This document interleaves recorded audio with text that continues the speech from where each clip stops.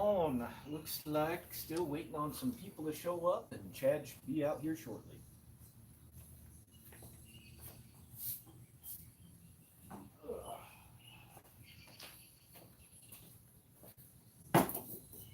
Getting stuff set up.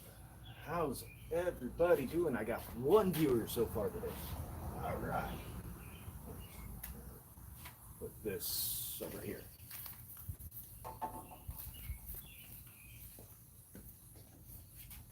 So, who do we got? Joshua Brandenburg, first on the list. How's it going, Joshua? We got Corey Studdles, what's going on? How's everybody doing today? Happy Father's Day to everybody out there that's a father, and for all you mothers pulling double duty, happy Father's Day to you too. Y'all getting sneaky on early lives with me. Yep, that's not a problem there. Let's see what we've got. JH586. And we're going to give some blue wrenches out here to some people that I personally know. And sorry for the shakiness. I hope everybody's been doing well. Thank you, JH. Mike Holdred, what's going on? How's CP doing? CP's on a phone call right now, so he should be out here shortly. So we're live from his garage, as you guys can see. So just hanging out there, having a good time. So we're gonna be partaking. Got some cigars. We're gonna be having. So hope everybody's been doing well today. It's lovely weather so far, and it's supposed to be storming later on this afternoon. So, hi Jamie, how are you? Hold on here, Jamie. Oops, there you go. There we go. Yep. It's been a little while since I've gone live. Oh boy, well, it's a few weeks now since I've gone live, so this is like my second or third live stream this year, so fun at it. So, Dave, what is going on? If it's not broke, fix it. Hope y'all are doing well. Listening in. Sounds good, Dave. Will Adams, how are you doing today? Oh no, not two Jamies. Well, the one thing there, JH586, is you will never be able to be confused with Princess Jamie. She doesn't have no facial hair and definitely no gray. So she's a Army gal stationed down in Texas, and she's been doing a lot of Jeep work on her channel and a lot of construction, getting her rig all set up for hill country climbing. So no gray yet. She's still young, so she's got, or at least younger than me. Yep. So hope everybody's been doing phenomenal. So yes, we're going to be doing our Ratchets Anonymous as soon as he gets out here, gets done with his phone call. So other than that, we'll be just holding down the fort. So Ratchets Anonymous, something that I've been throwing around for an idea for a little bit. Me getting together with him to do some live streams on some ratchets. So I've got probably the better part of 40 ratchets all together in my collection between all the boxes, and he's got about twice that. So you can say we have a little bit of a ratchet problem. So for all you just tuning into the first time, thank you for showing up. And yes, we'll be discussing some ratchets. We'll be discussing good weather today and everything else, and hope everybody's been doing great. Gunpowder Beauty, how are you doing today?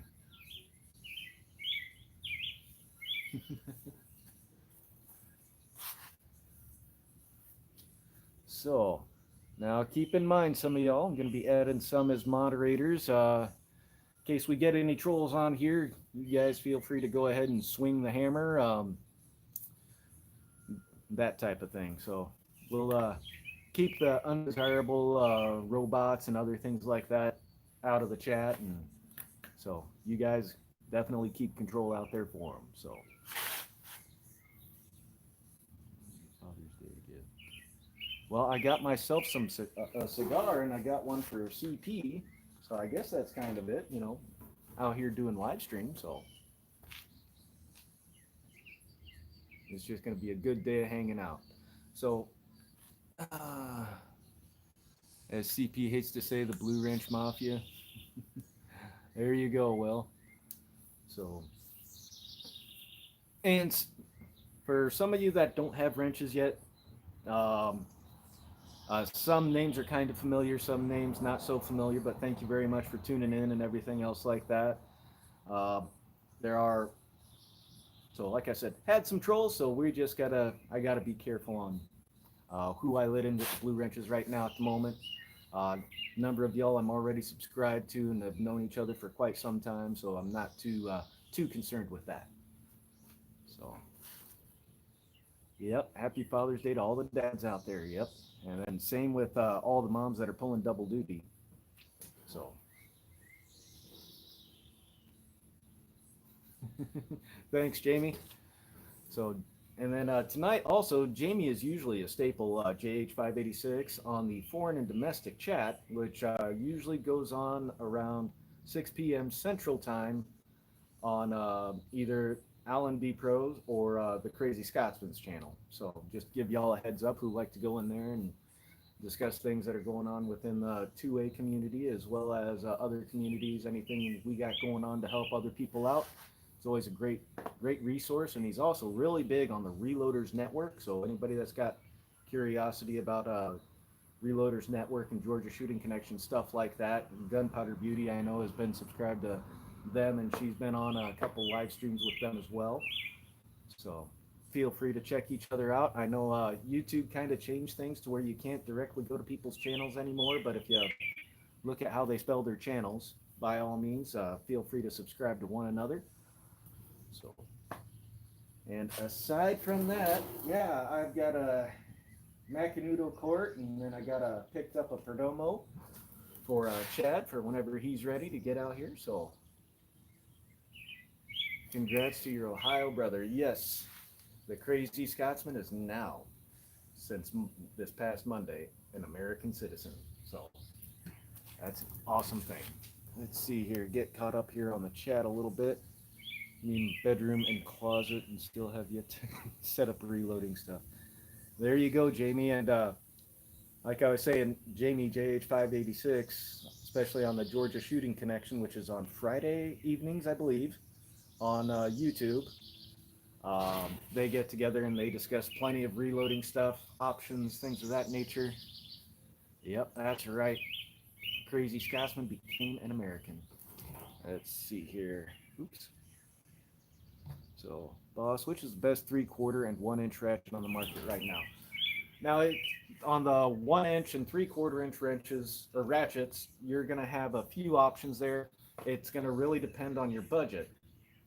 Now, if you've got the $600 to $1,000 to spend, Snap-on makes a 72 to 3/4 inch ratchet, and I believe they make a 1-inch as well.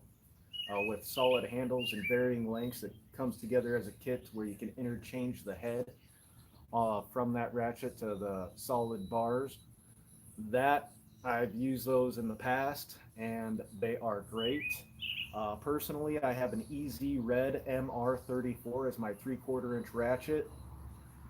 It runs about like $85 or $90 on Amazon. They have a 1-inch version of it as well. It's got the extendable handle.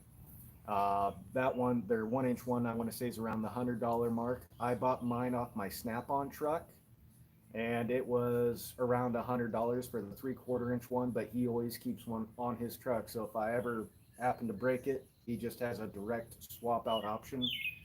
So I went that route because for a little bit extra, and he's the only person that I have to worry about if I have to warranty anything, I just go right to him. He shows up on either a Wednesday or a Thursday and say, here you go. He hands me a new one. I'll pay a little bit extra just for that service. You can also find the other varying, couple other brands have the same version out there as well at no price. I can't remember what brand it's placed under over at Northern Tool right off the top of my head. Oh, the new mask I need to go watch after this.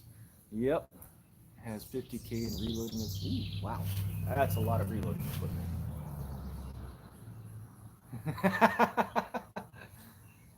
Yep. Yes, Corey. Right now, reloading might be the way to go for some things, but it's the reloading supplies right now that are kind of in high demand. Your primers and your powder right now are a little bit more on the hard end to come by. I've seen brass is still available out there, and as well as plenty of the hard equipment itself. So there's a lot of stuff there, and it depends on what you want to reload to. Um, in essence, after your first 500 or 600 rounds, everything kind of pays for itself. I know CP, he does some major reloading as well since he does competitions. So he cranks them out. Primers are now extinct.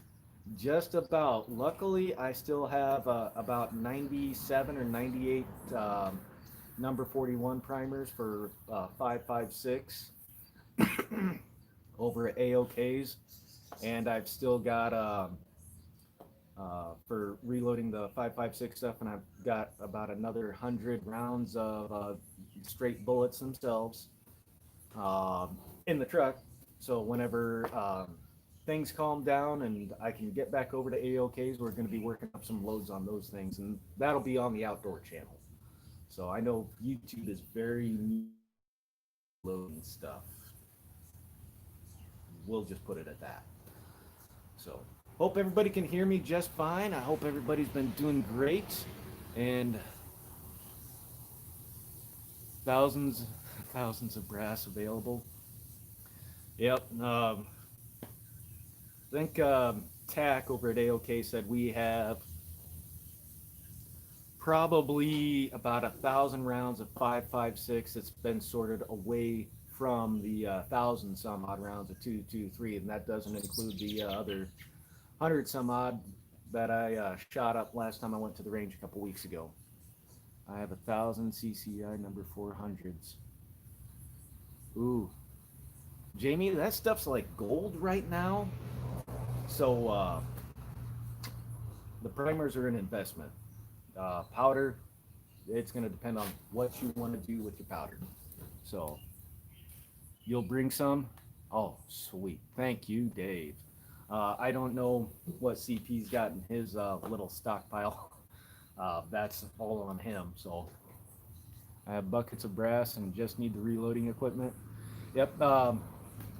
JH586, Jamie, why don't you CFE223? Okay, I'm gonna be using same as if it's not broke, fix it. He gave me a little recipe for the using the IMR 4895, so we'll be loading up ours with that because I love the way the rounds he made shot. It was awesome. So I'll be eventually working up a batch of that, and then.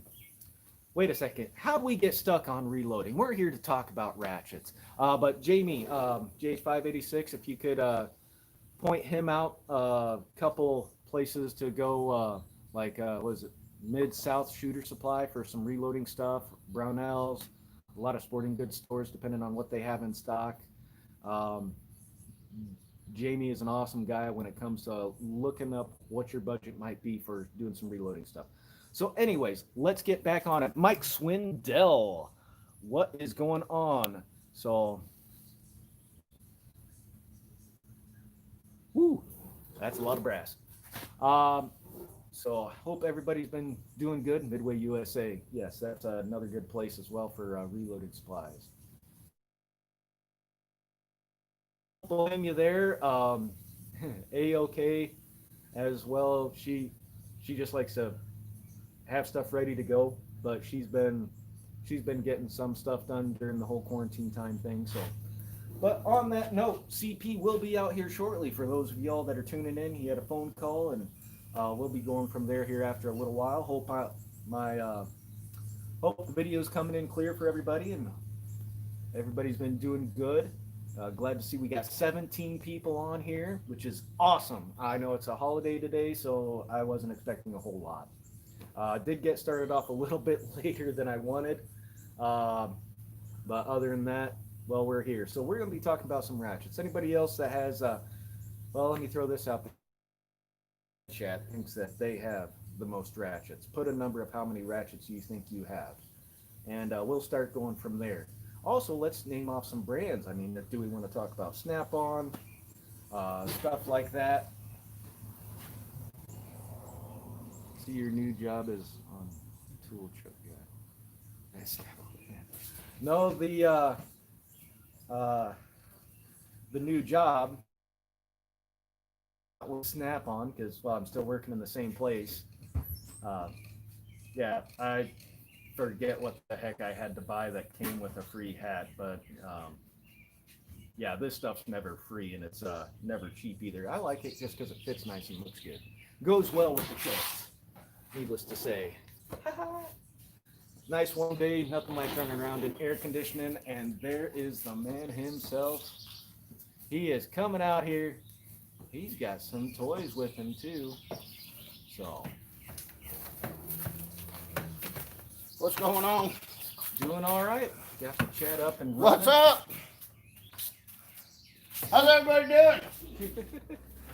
Okay, we are doing all right. So we got about 19 people in the side chat, 6 thumbs up. We've been discussing reloading stuff, some ratchets. Only a couple ratchets so far though. Oh, hey, little guy.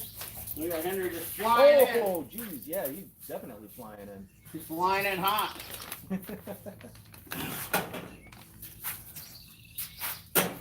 So, look at that. Oh, yeah. Oh, look at that. We gotta get we need the lighter.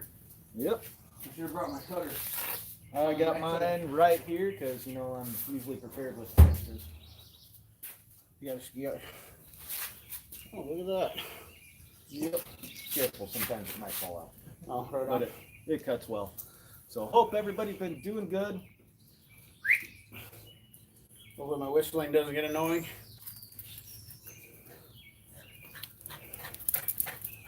There he is. Should have pulled the PT out. You got enough light? Oh, I think, yeah, there we go. Yeah, I didn't know your lights on there were motion activated either till I walked up to them. Those are pretty cool. So let's see. How's catch up here on the chat. Hi, Coldred. Everybody's saying hello, CP. So Joshua Brandenburg, Mike Swindell. We got Eris Tom, JH586, Princess Jamie Corey Studdles, Mike Holdred. Tarek in there? Tarek is not in that I know of. Will Adams. Will Adams, what's up, buddy? Montevideo Mustang. Montevideo Mustang. Daniel Huffstetter, Joshua Brandenburg, and Mike Swindell was in there for a second too. Now we got 10 thumbs up. Thank you guys very much. Holy shit, Tarek came in smacking his frickin'. Holy crap, Tarek. He laid his wallet down on that one. Jesus. Thank you, Tarek. Holy. Just came in hot. Man, he came in hotter than Henry did. Holy shit. Speaking of Henry. He's gone. Yeah, he's gone again. He's gone. Still chilling. All right, we got Dave. If it's not broke, fix it. John Gibson. John Gibson, how are you doing? Yeah, we live about, what, 15, 20 minutes apart, depending on construction? Yeah. So, not too far. I was running a little late today, and then CP was also running a little late today, so we're all good, though. We got everything up and running. Thank you guys so much. So, sir, brought you a glass of whiskey. You want some whiskey? I'll take a little bit of whiskey. I'm not gonna complain as I knock the camera with my foot. So yeah. Yeah, you're right. I didn't buy it. Yep. So yeah, kind of our little bitty Father's Day thing today is getting over here and having a cigar together. And I got to redo a couple videos, so I'll be doing that and getting some input in here in a little bit. Sorry, guys. Henry's on the run. He's on the prowl. He's a hunting dog. Yep. What are you doing? Stay over here. He's got plenty of yard to run in, so he just takes off wherever he wants to. We'll run in and get old Bearded here a little whiskey. I appreciate Little that. Father's Day sip. Let's drink. So you have 11 oops, let me get back to there. So we were on ratchets. 11 and a half ratchets since one is broke. Oh, that's a good start. Corey Studdles, 25 ratchets. Coming in like my recites. He came in like a wrecking ball, that's for sure. It's a small world. Thank you, John, for showing up. I hope you've been doing well, John. John Gibson, in case anybody's ever wanted to go over and check his channel out, he has the largest collection of toolbox tours on YouTube, period. If anybody does a toolbox tour, it winds up on his list, and it is massive.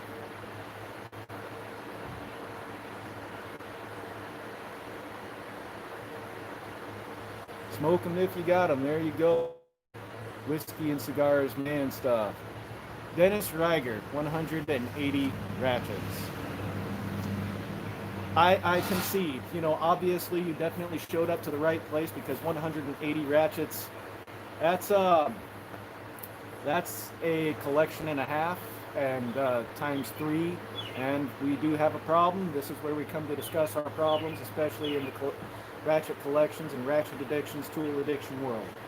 So 1 1/4 inch electric, 4 regular 1/4 inches, 3 3/8, 2 1/2 inch, and 1 being 30 something inches long.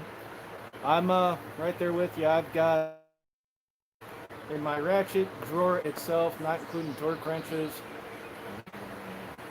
22 ratchets, several of all sizes and all different lengths. Oh, I'm about to leave my fire here.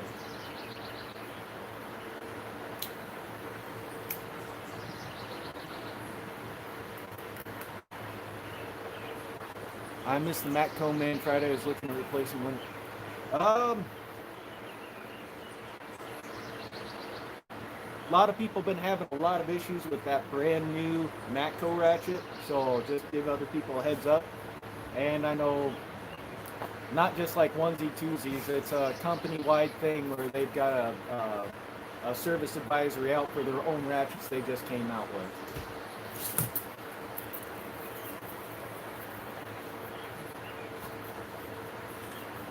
Good to hear you're doing good there, Joshua.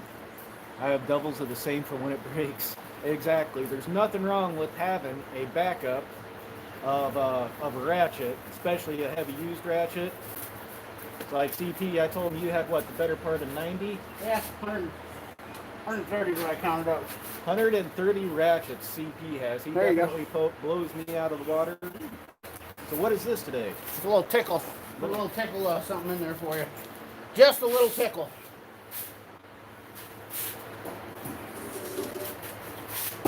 That's regular whiskey.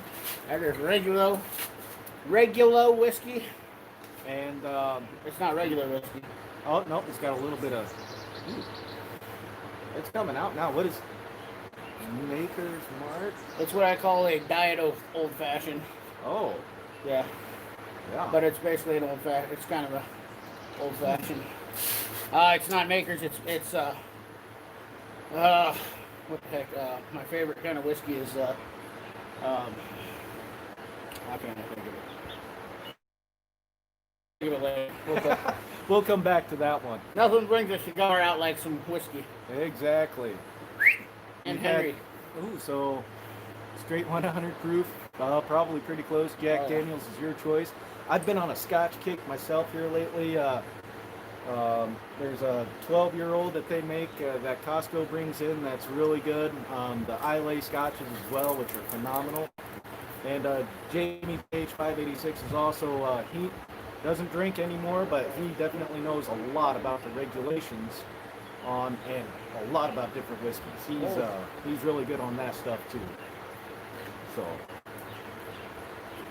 but Jack Daniels. Mike Aldridge says Jack Daniels. Oh, don't think you need to sip Yeah, out of that, buddy. Henry will get into your whiskey. He, basically the consensus is you always want to have a good backup for your main. Right. And so, How's the Wi-Fi holding out for you? so far, so good. Scotch goes with the kilt. Yes, it does. Nothing like a kilt to run AC on a good warm day here in Iowa. So, Definitely have my own cigar. I definitely have a big humidor. That's for sure, Dennis. I got a small one at home, and right now I've got some pipe tobacco in there and a Cuban. So, but yeah, you missed out. We were talking about the reload and stuff here a little bit ago too as well. We went from ratchets to reloading. Now we're back to ratchets and cigars and whiskey. So George Dickel, I found a place that finally does sell some George Dickel, and that was Whole Foods. And Whole Foods is actually cheaper on their Islay scotches and other whiskeys and other beverages than Hy-Vee is around here, which is amazing actually. So. With the anonymous CP. I love that. I do got some wrenches handed out to some people that didn't have some before, and told them I got a little troll issue, and they're free to smack that hammer around if something gets rowdy. So yeah. Single Barrel Jack is a really good drink. I used to get that stuff. They'd sell it on post at a pretty decent price back when I was still in the Navy, and that was one of those ones. I'd pour a little bit into a glass spout like this and an ice cube and just sit there and sip on it with a cigar usually. So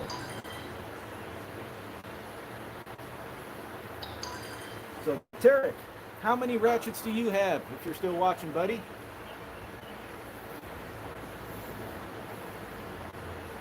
Half hour into it, looks like okay, we got 18, 12 thumbs up. And hope everybody's been doing well. So, let's see if I can get caught up here. Missed a couple.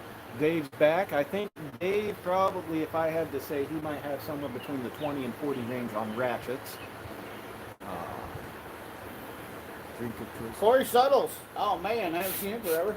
Yep, he's been on here. He was second or third person on. Wild turkey. Yep. I have a spare to use. Yeah, Jamie wants to try the new the new Matco 1/4-inch flex head, and I've been trying to gear her either towards the Mac or the Snap-on because they're more than readily reliable. I mean, obviously there's Matt Coker fans, and it all boils down to it's an opinion at the end of the day, fellas, ladies and gentlemen. That is true. You know what I mean? And it does depend on if you've got a good tool truck dealer that really does work with you. I understand that one completely. I've had a few other odds and ends, different brands of trucks in the past. So, thank you, CP. George Dickel. I got one long leg there. Sounds like a personal issue. Yeah, it is. There you go. Want to be able to read the chat. Not a problem. So let's get back down there. Well, My Snap-on guy came around more than a couple times a year. You try more Snap-on. I won't blame you on that one.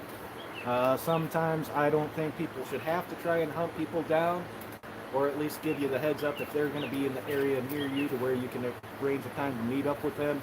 That would be a good dealer. So I don't even go on tool trucks. I call them. They come to my house. Yep, when you have the Mac guy roll up. So. Alright. Get these glasses off so I can read too. That's what helps. Yep, hit that like button. Thank you, Dennis, very much. Oh yeah, this is much better now. Now I can have it right in my peepers. There we go. Yep. You guys hear good? Should we throw a mic on you? I don't know. How's the audio, everybody? Is everything good? The lighting's good. That's for damn sure. It looks good picture. Yep. Yeah, it's usually about a 5-second. Yep.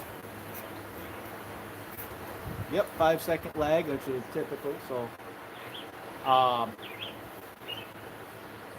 to all my dealers that shops at their houses.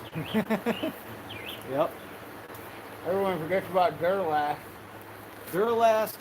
My apprentice at work has one, and it's been stripped out on him for some time, and he didn't really use it heavily, so to speak. I don't know how long he's had it. So right now he's borrowing the Williams 72 tooth. And I only got him for a couple more weeks. We finally got the beast settled down. Yep. Proto. Proto ratchets, I haven't tried those a whole lot. Looking into their larger ones when I was in the market for competitive options on the 3/4 before I bought that easy red one off my tool truck guy. It was pretty much relatively the same thing, especially on the internal design for the easy red. But like I told you, I went with the easy red from my Snap-on guy due to he handles the warranty for me, direct swap over process if I break the thing. So I think he's had the warranty out one in the past couple. A couple of things to address here. First of all, Proto, when you're talking about Proto, Tarek, I think you were looking at the, we were talking about you looking at the Proto website. You might elaborate on that a little bit, because there's a Proto website, and I think he was trying to buy some stuff, and Proto and Mac ratchets are pretty much identical in the head designs. The handle designs are different. So you're going to get the same 90 tooth in a Proto that you are in a Mac. Okay. But you're not going to get the same handles. And I definitely like, Mac has my favorite comfort grip of all right now. The fat ones, they used to seem nice to me, but after using a Mac one now, I just can't go back. I mean, yeah, the Snap-on this past year they've added about, 20 or 30% onto the girth of their comfort grips. yeah. So All mine are still right all mine are still the thinner ones. Right there. And yeah, it's about 20% larger than what they used to be on the Snap-on ones, which does make it big, but a good thin. Yeah. So I like it because if you had to, you really could slip a cheater pipe over that and not really ruin the handle. Where yeah. I think Snap-on, you're not without screwing up. I wouldn't do that on any of the locking flex head Mac ratchets, because the yoke, and show them the yoke on that. Yes. So the yoke on that Mac actually, the new really long-handled Snap-on ones are akin design to this, with more meat on the sides versus. that's the locking. So look at the yoke on that. I'm comparing Mac to Mac. I'm not talking anything about crap, but you can see the yoke design on it, and it's definitely the weaker point in the ratchet. So I like the non-locking flex head axis. That axis 13-inch non-locking flex head, I have stood on that. You guys know I'm not little, so if that's any testament to it. But the Snap-on yoke. Now, if you compare that yoke to the Mac Axis yoke, you'll see how it's even got more beef to it than the Mac one does. So, not a knock on Mac. They will hold up to any of the ANSI specs without a problem. I assure you that. But Yeah, this right here is probably one of my favorite ratchets, personally, just because I like the locking on this. I like it. It's got plenty of detents. You can snug it up if you want, if you just want to lock it over. Now on the Mac, you can snug these up too. Yep. But it doesn't matter in the locking. Same on these guys. Went to a design akin to this, was also for head strength versus this guy. Now, this is a phenomenal ratchet. He got up again. This one I haven't got to try, but he's used the crap out of his already, so. Yeah, you even got some anvil wear on there. Yeah, still no rings yet, but. The Snap-on one I use the most. That was my go-to right there. Obviously, you can see how wore the faceplate is on that. I've got that one before. I just had the anvil replacement. In fact, I broke the anvil on it. I've done that once or twice on a couple of them. I've stripped the gears out on them, on a couple of them. But that's why you also have a backup, even if it's something in like the $20 range. That's still good. Having a decent backup is better than no backup at all, and then you're really hosed, especially if you've got to continue working. So, and if you need and then that's why we also get the longer handled ones too from the shorter handled ones. If you get it broke free, but then you strip it out on something heavy, you can get in there with something on the 11 or 8-inch size as well. or even something longer that you happen to have that'll still get the job done, it's a good option. I'll tell you what, this is the one thing I will say about the Mac Axis ratchet that I have not found, even including the Matco. The back drag. Feel the back drag difference. When you guys are putting on stuff, and I'm sure a lot of you know this, when you're putting stuff on, if you're trying to start on a nut, the back drag is a huge deal, because once you ratchet to that point to where you can't you have to turn that ratchet back, and that nut will come back with. Yes. So a lot of people, I think they let that escape them, but back drag is a huge deal. And even that's a new dual 88 in there, but that Mac one's a little bit used. But even you feel this one I haven't used hardly at all.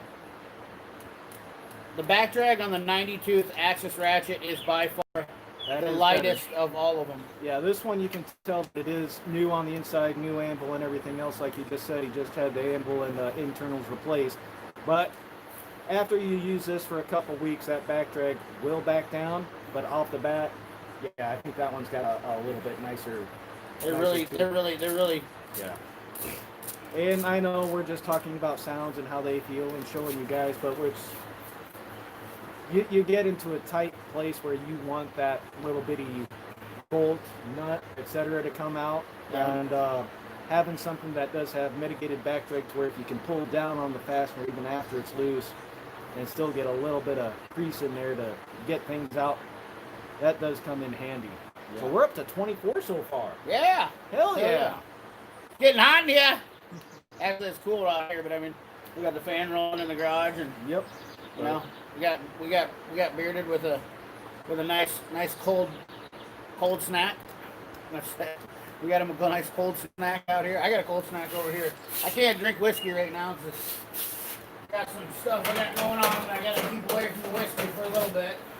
Yep, he's a busy guy. He's on call quite a bit. Yeah. So I got me a seltzer. We're going natural. The Catalina lime mixer. Oh. Seltzer. And people wonder why the world's been going to hell lately. Because I had to. Oh, hey, it's a party. There you go. That is absolutely terrible. The PBR I had the other night was good. That is horrible. Well, I think, the Natty Light Catalina mixer on the front was probably a good indication. Well, I'm not always perfect, and I'm willing to take the hit for you guys, so you know. So yeah, stay away from the Catalina lime mixer. Everyday Fleet Tech is in the house. What's up? So hope Everyday Fleet Tech, happy Father's Day to you. We got Fork and Life. Fork and Life. Yeah, he recently subscribed to the channel here not too long ago. Oh, okay. So Fork and Life. Everyday Fleet Tech, I haven't seen from him all weekend. How you doing, Chad? Chatted with him a little bit earlier this morning. So. Oh, did you? Yep. Yeah, I haven't heard from him for like a pretty good couple days. You bearded make the man a proper old fashioned. He's got. Chad made one for me. So. Yeah. Since, as you can tell by the lovely dual sister Mac system we have behind us, we're obviously over here at CPU Tool Addicts Place. So. Yeah. No White Claws. Exactly, Dave. I'm out in the white. Well, that's exactly like a White Claw. That's why I don't like it. The PBRs is what I'm on the PBRs. They're actually pretty good. Had one there, and they got 8% alcohol in them, so they're not. Yeah, I've not had the balls to even try a White 28 Claw. people. We're getting in there. Yep. So yeah, no White Claws for this guy.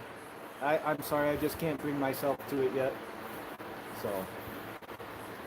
Don't forget to smash those like button, guys. Can you hear good? We'll throw a mic on if you guys can't hear me real good, but I'm kind of loud anyway, so let me hit that like button. Like for you. SK, walls of SK. Yeah, they used to have a couple stores around here that were SK related as well. Back before I moved here, when CP was real big into the SK stuff. She said they had one downtown that did a lot with that. So. Yeah, there was a tool. It was called the Tool. Tool time, or what the heck was it called? I can't think of what it's called. It was over on the Southeast 14th there. Mm. Yep, we got a couple birds up in the maple tree right over here next to us. So Pretty nice day. yep. I tried a White Claw. It tasted like peach powdered Minnesota. That's pretty much what this one was like, only cherry. What you been up to, Chad? I haven't seen much from you. On the Dale Mustang. Sound loud as always, CP, so it looks like we're good. All right, cool. Well, I hear the birds chirping, so I guess the audio must be pretty good. You dirty son of a gun. Thank you. Yeah. Thanks, Chad. I appreciate that. I just wanted to say hello to everybody in one message. I'm working now, been crazy lately, yeah. Joshua, Brandenburg, what's going on? Get a KRL sister for your... I seen Corey Suttles is going to the range today. That's a good thing to do. Oh. All you dads, everyday fleet tech, you're a dad working on that Father's Day. Hats off to you, brother. Yep. Oh, yeah, that's...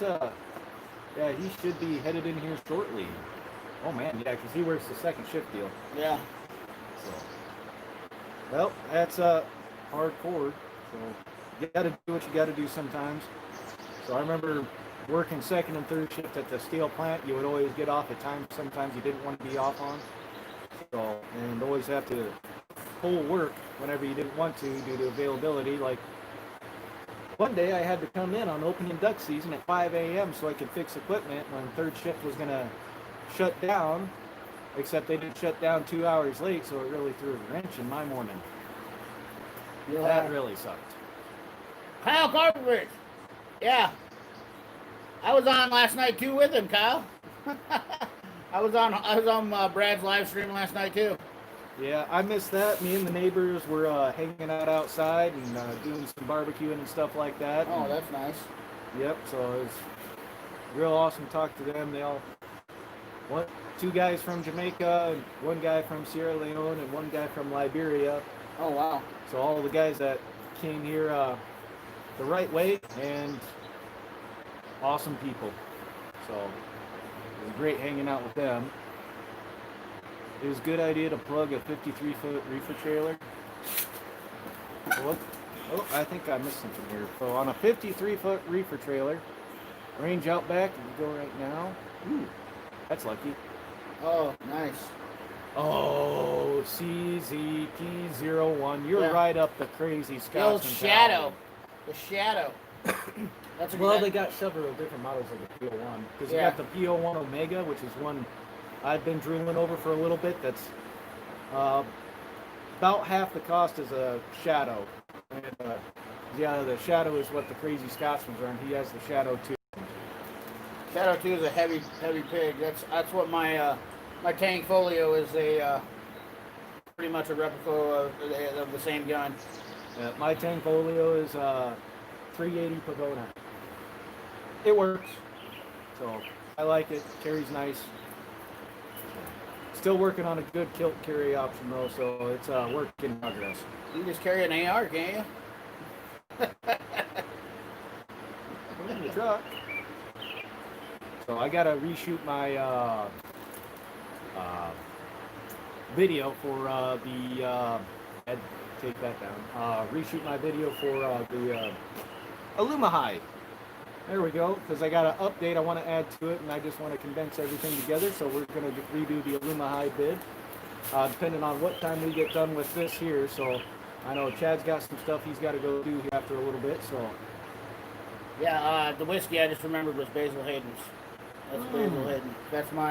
That's my go-to. I think I had some, not last year, but maybe the year before. I think we had some sent to us from AOK, and one of our subscribers sent us a bottle of that stuff. That's it was pretty good. That's my. I knew it tasted familiar. Yeah, basil is my go-to. That's all. That's pretty much what my normal stuff is. They just had some of it on sale. I think it was about $30 a bottle, which is normally about 40. But that's when I pick it up. I snatch it right. I snatch that stuff right up. Snip it up there. Concealed carry in a skirt, you would have no issues, Brandon. Gee, thanks, Jamie. Thanks. Everyday Fleet Tech's about to sell a bunch of unloved tools. Yes. I don't know about selling unloved tools. I don't sell tools. I usually don't sell tools. Well, he and I discussed that, and that, well, if he doesn't mind me talking about it a little bit, he's got, he wants to do some upgrading, some swapping stuff around. So rather than having doubles and triples at home, plus everything he has at work, just move stuff around, and that's where he pays cash for the stuff he wants to get. So Nice. I won't blame him there. I've done the same thing in the past. A little sterile. He's caught birds before. Get over here, sucker. He's been hitting the moles up in the yard lately. Oh, that's good dog rhythm. Yeah. He's been and he caught a couple squinties, and then he gets the rabbits. But he definitely polices up the yard. So, Everyday Fleet Tech, you might have a buyer there. Yeah, Will Adams said he'll save you some eBay fees. So, hey, there you guys go. You guys get together, you know, Instagram, you can probably direct message each other. And had an eBay account since 2004. Buying's a problem, not selling. So there you guys go. Anybody looking for some extra stuff? We know somebody that might be putting some stuff up for sale. Yeah, you can save each other some buyer fees and everything else like that. He'll probably put a post out here or something sooner or later, so keep an eye on that. I know he's relatively active on Instagram and stuff. So all right, yeah, you can try posting on Instagram first. Probably get some interest in that right away, fella. Yep, and maybe do a quick little video as well on trying to get that stuff on YouTube. See if there's any people that are interested, and give me what you think you want out of your stuff. So yeah, this leaves a taste in your mouth, like you chewed on cardboard and turpentine. It just doesn't mix well with the cigar at all. At all. It does not mix with the cigar. Yeah. I kind of like this ratchet. Yeah, that one's actually a special one. You can't even get that one with the flag on the back of the flipper anymore. Oh, yeah. Yeah, it's got the USA flag on the... They don't make them like that anymore. Focus, you friggin' da. They changed the design of them. I was actually pretty disappointed that Mac did that. Yep. Yeah, it's a nice little thing to do, USA. It's got a little bitty flag right there on the selector switch with USA on it as well. And they're on-off. Some people like, switches with on-offs. Trust me, there's some people out there, if you've seen them turn a wrench, they need to know which direction is off. Even before they go. Gary Crafter, welcome to the chat. About a 43X because 15-round mags came out. Yeah, the Glock 43X is a good pistol. Don't kid yourself. You know, a lot of people get all hung up on brands and pistols, and the only ones I say don't buy are Tauruses, and you buy a Taurus and a High Point. You're wasting your money. Well, you know, a High Point, after you're done with your 8 rounds, you could always throw that brick at him and hopefully knock him out. Right. There's that. Now, I heard or if it doesn't blow up in your hands. Yeah, I've heard the warranty on them, those. Yeah, their carbines are actually, their carbines are the only thing that they sell that are worth a crap. I've got those. Yeah, I've got a buddy that's got their carbines, and they're fun and they're cheap. Yep. So I don't ever knock on those, but I mean, I've literally shot everything. So especially when you could get one in 10 millimeter, that'd be a good Alaska truck gun right there. Yeah. So. Yep, and yeah, I think if you wanted a carbine that was decent, that you could get the red ball mags for. Yeah, Kel-Tec. That's another one. Kel-Tec, I think it's going to depend on which one you want. The sub 2000s are kind of neat. I wouldn't mind trying to shoot a PMR 30 at some point in time. I've shot a PMR 30. I don't like the biggest problem with Kel-Tec is they use a plastic hinge on the trigger, so it's super spongy. That's why I don't like Kel-Tecs, and there's nothing you can do about it. Kind of like the FMKs. Yeah. I've shot one of those before, and that was God's awful, most worst trigger ever. You know, it's like I also carry Smith & Wesson SDVE 40.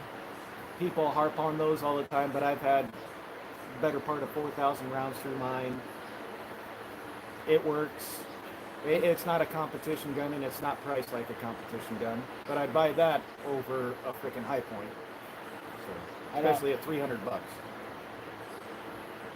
The 10 millimeters pushed by a lot of hunters. It's definitely a big round for a lot of hunters. That's what a lot of guys want because they can use it to hunt with, and that's the big push behind it. Just like straight wall cartridge around here, there's a lot of people that want to shoot what is it? 450 Bushmaster, Yeah, 450 the 50 Bushmaster. Bale, Yeah. the 350 Legend, which me and some other deer hunters are looking into getting into. And that's a guy that also has a 450 Bushmaster. My point must be the gun that used in the movie Wanted and shot around corners. Yeah, that's exactly what it was. They put a curved barrel. It comes with a curved barrel from the factory. Yep. I'm stuck on 300. 300. That's another round it's a versatile round, so that's why a lot of guys like it. Good hog round. So Iowa, we can't use it for deer. Right. Other states are well open to it, so you can develop your own loads for hunting. 475 line bow revolver. I'm a 9mm and 223 and a 308 guy. I stick with what the military uses because that way, if I have to get it, it's readily available. Yep. And I'm accurate enough with the 9mm. I guarantee you, I ain't gonna have any problems. I'm pretty darn accurate with Ruger Mark III. The 22. Finally got to shoot that. I still got to get that video up on the outdoor channel sometime. Fast and accurate, which wins over ballistics every day. That's my theory. Yeah. Well, it's like I watched Clint from Thunder Ranch. He made a good point on one video. Is if you're going up against somebody that's competent and you have body armor on, that's fine. But if you have somebody that's not, that's trigger happy, and they shoot you in the leg and hit your femoral artery, what's the point? Right. He's got a good point on that one. So.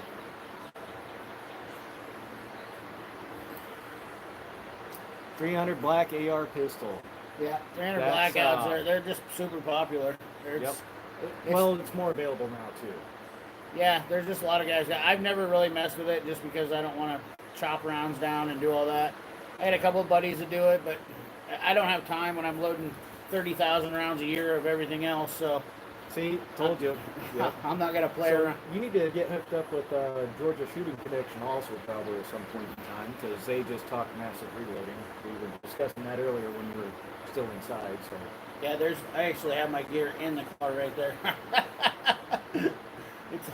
That thing's loaded up. The CP Cruiser is also the assault vehicle, believe it or not.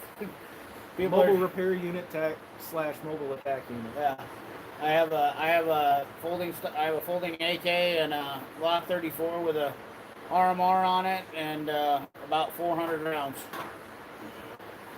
That's enough to do crowd control, I'd say. I got maybe 5 mags in the truck.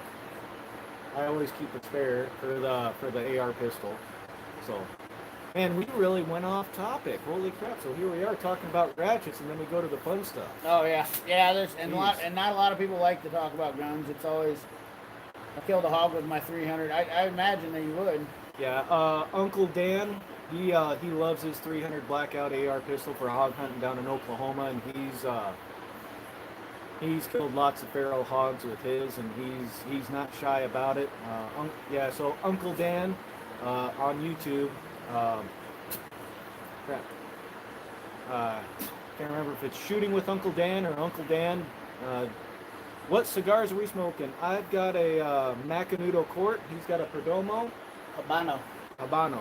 So how is that one? That's good. I've had this one before. Okay. I usually do the Perdomo 19. Any Perdomos are pretty good to me. A lot of people guys say if you smoke a Perdomo, you don't have any taste for flavor, but yeah. Well, I would have brought the Cuban out, but I saved that one for a special occasion. So, he's going to grab some stuff out of the truck. 365 XL. That is something I've looked into. Brenda with AOK Foraging and Adventures, tax wife. She has one that she just recently went from. But she went from carrying the SIG 45 to the 365. What do you got there? Perdomo Reserve. Perdomo Reserve.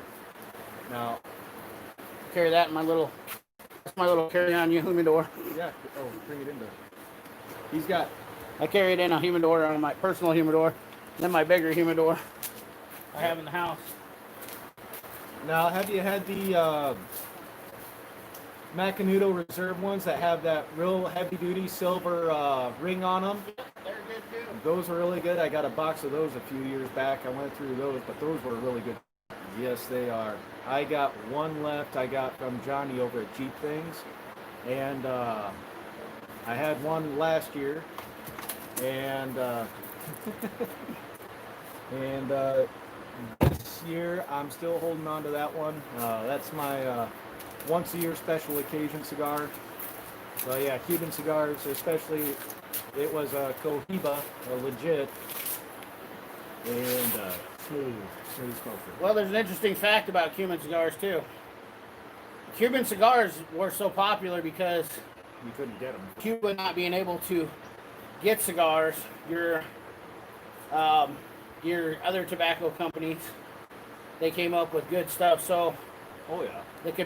the Cuban now is not the standard. It's still people think that is, but the Cuban, like if you get some of the older Cubans that were good, or any cigar for a long time without being in a humidor. Oh yes. You know, you only got like you don't have it in a humidor or some kind of storage area, it'll be gone in like 2 weeks. Just because Iowa right now, it's humid enough that you could probably keep it, you know, not in a humidor, but you can buy packs and stuff like that. I'm kind of a cigar. I mean, I'm a big cigar guy. You know, when we go to matches, that's all you do: smoke cigars and shoot guns. Nothing wrong with that. Drink whiskey afterwards. That's all. Yep. And well, on that, yeah. Whenever I was on deployment, every time we'd stop through Panama, we'd always pick them up. And you get the Romeo Julietas. Oh yeah. Straight from Cuba. Oh man, was that not ever a phenomenal cigar? Oh goodness, I can't remember if that was your chair, if this was your chair, if we were just No, we're good. We're good. Okay. Yeah. I'm a big fan of the Havana, any Havana wrap cigars. That's what mostly all these are. Yeah, I know JR Cigars, they try to get close to other original cigars on their own brand, like the Edición Limitada. It's a smaller cigar. Those are really good, and it's $40 a box, or $40 a bundle of those ones. And it's just like Macanudo. Now Macanudo, if you can find them, they got one that's called the Gold Nugget. And they're the short little fat ones, about like nubs. But those were a very good cigar. I was looking at seeing that JH. Yep, that's good. Yep. What was I going to say now? Oh, the hand wrap cigars. When you go to Florida, that's the killer ones. You go down to Florida, they got the hand wrap stations. And I used to get those. Man, those are the best ones really on the planet. Yep. Those guys that do the hand wrap. And if you ever watch them, you can look at them on YouTube. For any of you guys that like smoking cigars, you know, that's the mecca for me, is getting, like down in Florida, they do those hand wrap stations and whatnot. Yeah. And they're good. They're good. Pull into Key West, they had them down there as well, where you could just say, I want that outer wrapper, that leaf, and or that one, or you could buy them already pre-made. But if you wanted a special one with different types of wrapper leaves and then your internal leaves, they'd make them up for you. If you just wanted like one or two, they'd make them right there. If you wanted like 10 box worth, 25-ish, you'd give them a little bit. You'd come back a couple hours later, and they'd have everything wrapped up for you. And the hand wrap cigars, I will agree, are kind of nice, especially if they do wrap them to where they're just not too tight, but they're, you know, tight enough. Because every once in a while, you might come across even the better cigars like Romeo Julieta. Sometimes you get across one that's got a real tight wrap to it that's doesn't really have a good pull to it. So. Yeah, it's hard to get them back here. I know that. I've tried a couple times, and it's hard to get them back here. I've tried with packets and everything else, but yep. Looks like people are wanting to hear us chat about some other stuff. We're losing some. Got to fire up the chat a little bit here. So what else? I mean, we got plenty of ratchets. We got plenty of other options to choose from. We've got plenty of other avenues. We've ventured off between firearms, reloading, ratchets. Cigars, haven't had Bearded on a live stream forever. It's been a couple weeks, and that was the one live stream I've done this year, I want to say. So this is my second or third this year. So thank y'all for having me out here. Thank you for letting me come out here so we can hang out today. Yeah, it's been yeah. a little bit. So It's a nice day. I mean, it's a little cloudy, but it's a nice day. Henry! Sorry, I gotta get the Jamie, Princess Jamie, girl. if you could, I just got a text message from her. Uh-huh. We would love that. What's that? Oh, yeah. Oh, we'd Any cigars you can get. let us know what you need. Wrap it in a wet paper towel. Yep. Or you know, if we need the Or you can get those packets, too. You can get the Huma packets or the Huma sticks as well. Yeah. If you need anything, let us know. We'll figure something out, Jamie. So nothing wrong with a really good cigar. Maduro. Oh, yeah. So Maduro wrapper or Connecticut shade. Yeah. Maduro. Yeah. Maduros are what? That's for Maduros, I like that really nice peat flavor you can get from a good one. So, must not have got mine up, cherried it up enough. Her hair's going good, but if you want to stay there. Oh. I got them from whatchamacallit, down there off University. Oh, really? Yep. Oh, the cigar. Yeah. Yeah, So it's a good cigar. Oh, it's me. It's just me. Oh, I'm not sucking on it enough. I'm not sucking on it enough. I don't suck enough. Oh, I mean, I thought I sucked enough, but I guess I don't suck enough. It depends on which troll we talk to for the day. I might go watch Scotty in his famous garage. he's talking about Kilmer. Oh, yeah, the cigar. Because yeah, Dennis, are you gonna go watch Scotty Kilmer? Just let us know. use a cigar to find the evap leak, which isn't really a bad idea. But no, I've seen probably one or two of his videos, and yeah. I don't watch all those big channels like Chris Fix Oh. and like I don't. People Chris tell me Fix. about those guys all the time, and I'm like, I don't know who the hell they are. Chris Fix, I've watched a couple of his videos on some of his earlier stuff, and he was able to do quite a bit of the small how-tos, DIYs, things of that nature. Some other stuff that I never thought about because I work in diesel and natural gas heavily on trying to find some stuff with like my other truck. I had several evap leaks, and from watching Chris Fix's video of, hey, use brake clean. The stuff I couldn't see, and I just started spraying with some of the non-chlorinated flammable brake clean. Was able to find out where I was getting evap leaks from. That's an old trick from way back before Chris Fix. I work on diesels, heavy machinery. No, I understand. Cranes. I'm surprised he actually had that on there because he must have seen it from somebody else.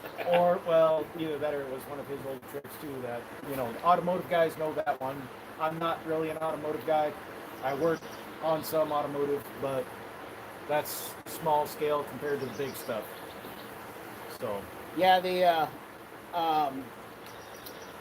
Neil, I'm with you, buddy. I like fixing junkers too. I got an old 2002 Chevy pickup that needs some rockers pretty bad, but I put a new motor and trans in. I bought the truck for pennies on the dollar. The outer shell is pretty decent. The interior is pretty nice. It's pretty trash right now. I've been not too bad for being a Midwest truck. Was that? What did you say? 02, 03? 02. Yep. I love my old cars. I just bought this here PT Cruiser and put a motor in it. It's nothing fancy, but I've got like $1,000 in it, and she's a good daily driver. Yep, that's his the mobile repair unit. For now, it's going to be getting changed. I think I'm going to get a Transit Connect or something like that. Something with the higher walls. Yeah, I can't get what I want. I want to put a monitor in there so I can get my laptop and stuff like that going with it. If you need a spare monitor, I got one, the one that was on my toolbox. Oh yeah. So. Yeah. So. Yeah, I've got that one. It does require 120 volts, so if you get a little inverter. Yeah, that's what I plan on doing, is having an inverter and tie it in. I'm going to do a dual battery system. Run a dual battery system in a small vehicle. Which, that's really not too hard to do anyways. No. You just run a couple of extra cables to the back and just connect it to a pure sine wave inverter, and then voila. And even if you wanted to, you could get a little bitty small, like 40-watt flat panel solar panel on top to keep everything topped off, so he doesn't have to run the engine the whole time. Yeah. It the thing about it is it's been really slow lately. There hasn't been much for diagging, you know. Uh, I think people are letting their shit run raw. yeah, it's been pretty slow around here. It's not been really busy at all. So Well, I did get contacted today. Some gal that I know here in town, she's got a little Jetta, needs brake work and other stuff. And well, we talked about some of the with work, trying to do personal work at my work now is kind of because we've got some corporate stuff going on. Um, that was one thing I was meaning to talk to you about, if you wouldn't mind. what's that? Fix the old gal fix. Oh yeah, yeah. Okay. So, hey, video opportunity. Breakdown. There we go. Yeah. Especially on an old 2000, what was it, 2003, 2004 Golf. So, Yeah, they're pretty simple. yep. Couple spline, maybe some torques or spline drives. Who knows? Yeah, I think I didn't look at those, so I don't know if it's going to be the You need a nice triple squares or something. triple squares. Yeah. I don't remember on 04. God, it's VWs are just so hit or miss for me. I don't do them all the time. I get every time I get them, I'll get a slew of them. So you'll start a whole trend. Where I'll get a bunch of VWs now. Well, if there's ever any problems where they come up with a freaking similar problem of it might be injectors or spark plugs or things of that nature, I know a few things now after working on that particular vehicle on what to look for, especially if it's got some starting problems and fuel issue problems. Idling issues is always the idle air control motor. Man, Oh, VWs. no, the fuel relay. Well, they've got a big idle air control motor that goes out on them bad a lot too. That too. But no, that particular one plagued me for a week. The gal went to, they went to AutoZone, and AutoZone hooked up their thing. There you go. AutoZone There you go. told her she might need injectors. So guess who got to replace the injectors? And it was in the middle of winter as well when her battery wound up getting shot to shit. So I had that problem. And luckily, her other vehicle, which was a 97 Ford, I had gotten up and running doing the brakes on that a couple of years back, so she was able to use that. And yeah, come to find out, a lot of hard work, a lot of searching, all this other stuff, and then giving her part numbers and other things, and she still somehow wound up getting the wrong type of relay for the, because I hooked up, jumpered the fuel pump, which is underneath the back passenger seat, and fuel pump was operational when I jumpered it, and then found out, like, okay, we've got all these other fuses, and she's had a lot of other problems with that vehicle. She's just Uber connected to her vehicle. It's not going to blame her. Great gal. Pays well. And I always get, like, a 12-pack for dinner out of the other deal. Between her boyfriend are great people. I love them. But, yeah, you get some other stuff in there, and then you're like, fuel solenoid relay was bad. And it was throwing all the other codes, and I verified it myself, my own code reader. I got the Blue Point code reader. Right. And holy crap, you want to talk about some fun stuff that really gives you a headache before you finally get it fixed. Good Lord. So, fun. Very fun.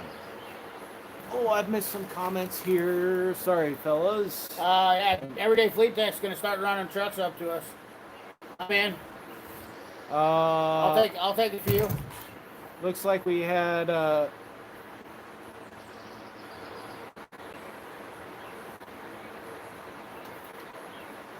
Go Troll User Adventure Unknown. Dennis, I do not have a convertible PT. Thank God. It's bad enough I got a PT. Yeah, do they make those for men? They don't. Oh well. Only women and yeah. Let's go with that. Soccer moms. It is definitely it is really not that bad of a car. I mean, as far as working on it, it's a piece of cake. changing timing chain water pump or timing belt water pump, it sucks. But I mean, realistically, they're really not that bad of a car. They're not a the bad part about them is they're not a subframe car.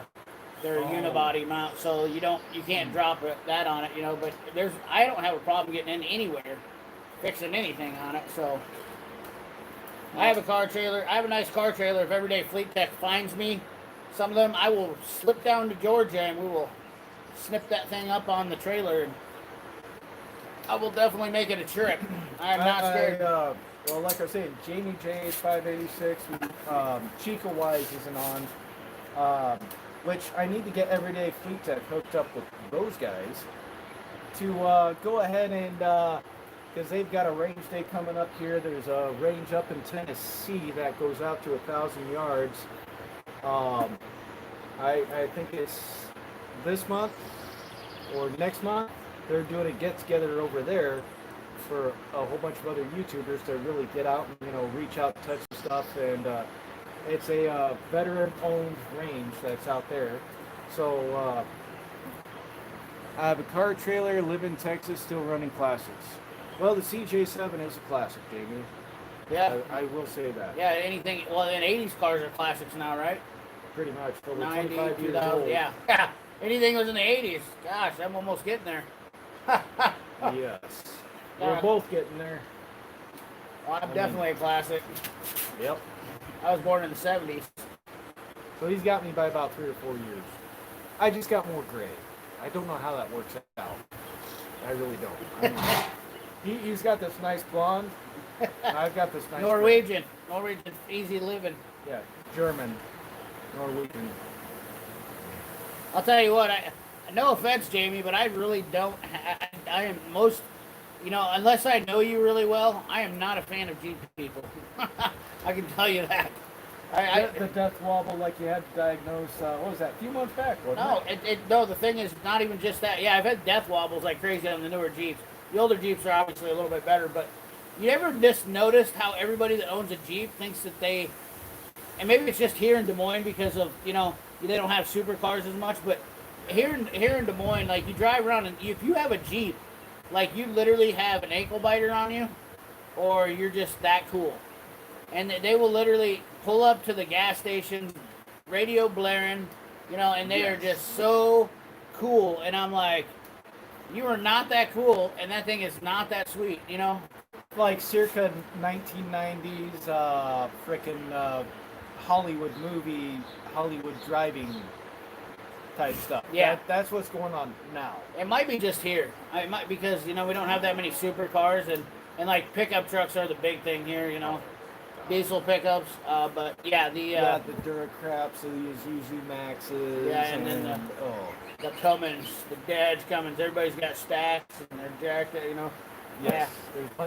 If you, well, have you ever noticed there's the people with the black license plates? Yeah. CJ Wrangler owners are not that cool. Yeah, they aren't that cool. They think they are though. I probably wouldn't mind getting a Wrangler myself, an older one, just to soup some stuff up.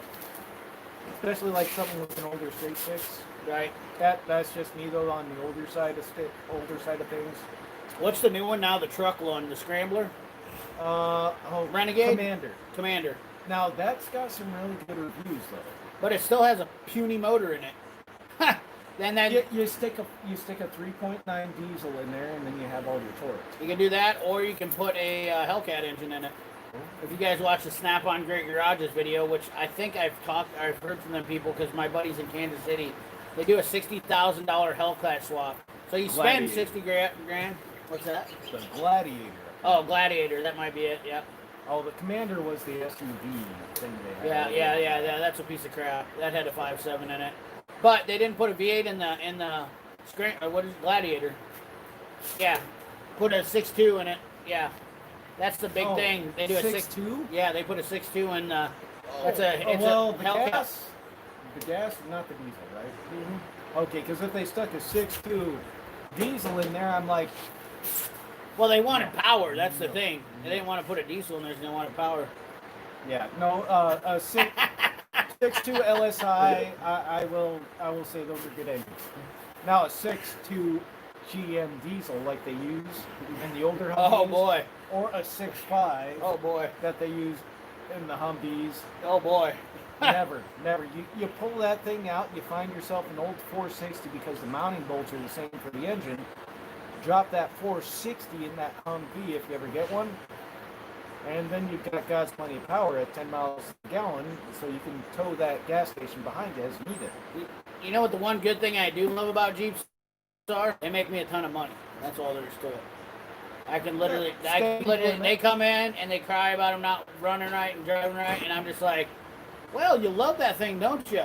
Well, you know what? Guess what? Here you go. Get ready. Get your wallets out, because that thing's like a boat. Bust out another 1,000. And we're gonna get you all fixed up. My brother-in-law, my sister's husband, he's got a Jeep, and well, I know the previous owner of the Jeep, anyways. The guy I'd go hunting with, he bought it brand new from the same dealership back home, and so I know how good he took care of his stuff. So when I found out that was him that owned it beforehand, you know, no problems there. But they don't like the way that thing rides. It's fun in the summer. Oh, they're terrible. Lumber wagon. But yeah, they're not really. Yeah. I'm with Dennis Rigger. I love station wagons. I really do. If I could, my ultimate station wagon would be a LS swapped like a Caprice wagon with an LS motor in it. Oh. Lowered with some 20s on it, and maybe mini tub. Probably maybe even a Whipple charger on it. Even the old Oldsmobile ones where you can actually like lower down the window and use the tailgate as a tailgate, not including the slide out. Yeah, dude, I would. Yeah, I grew up in one of those where you had the third seat facing the back so you could wave at people as they drove up to you. Yeah, we survived some shit. That's why I'm driving a PT Cruiser, because I like oddball stuff. Everybody's always got, you know, like you look at a hot rod, everybody's like, ooh, 72 Chevelle, and I'm like, oh, big deal. I saw a 1974 4.2 convertible yesterday, driving around town. Oh my God, my heart just sank. Yeah. And it was still mint, original, everything. Oh, new tires, but everything looked original on this beast. I heard something pull up behind me, and then I saw it as it pulled up in front of me at the stoplight. Oh God, triple D block. Oh yeah. Yeah, Dave, definitely a Buick Roadmaster is definitely the ultimate. That's the high end of a real sweet. That's the top of the line station wagon I think you can just damn near ever get. Yeah, those old station wagons, they were cool. Now we're not talking about the metallic key, but right. Yeah, that was that American Vacation? Yeah. Oh, he's got to grab some stuff out of there. I don't know if it's his competition belt or... Anyways. Oh, what do we got going on in the comments here? Jeeps go four-wheeling. They break shit and know not how to fix it themselves. So the next thing you know, Jamie's making more money for herself while she's out there jeeping fixing other people's crap. Right. So, and not broke, fix it. I did. I can push the button off-road safely, between clutch brakes and park. That's always a plus. So anyway, we're down to 19. Feel that? Feel that breeze? Manufactured breeze? Yes, it fluffs up the kilt nicely. So we got something here. What the heck is this? I saw it on your Instagram. Go check her out. Go ahead and check her out. We'll let him take a peek at it and see what he thinks. Now, oh my God. At first I thought looking at the one side it was a timing gun. And then I saw the other side. I saw green. This is the latest and greatest from induction innovations. I don't know if Brandon's even got to mess around with one of those, but no, I've wanted one, but I noticed something really important right here. Oh yeah, great company. Made in the USA. Great company. So well, there's that for you. Yeah, no, I have not used this one yet. I had the old, up in the shop we have the blue one.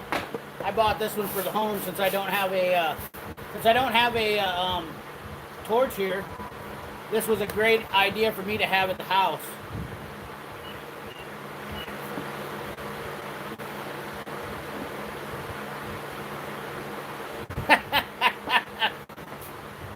I'm a little intimidated. That's funny. You're not the first person that's held that said that. That even happens when people get around me, though. I don't know.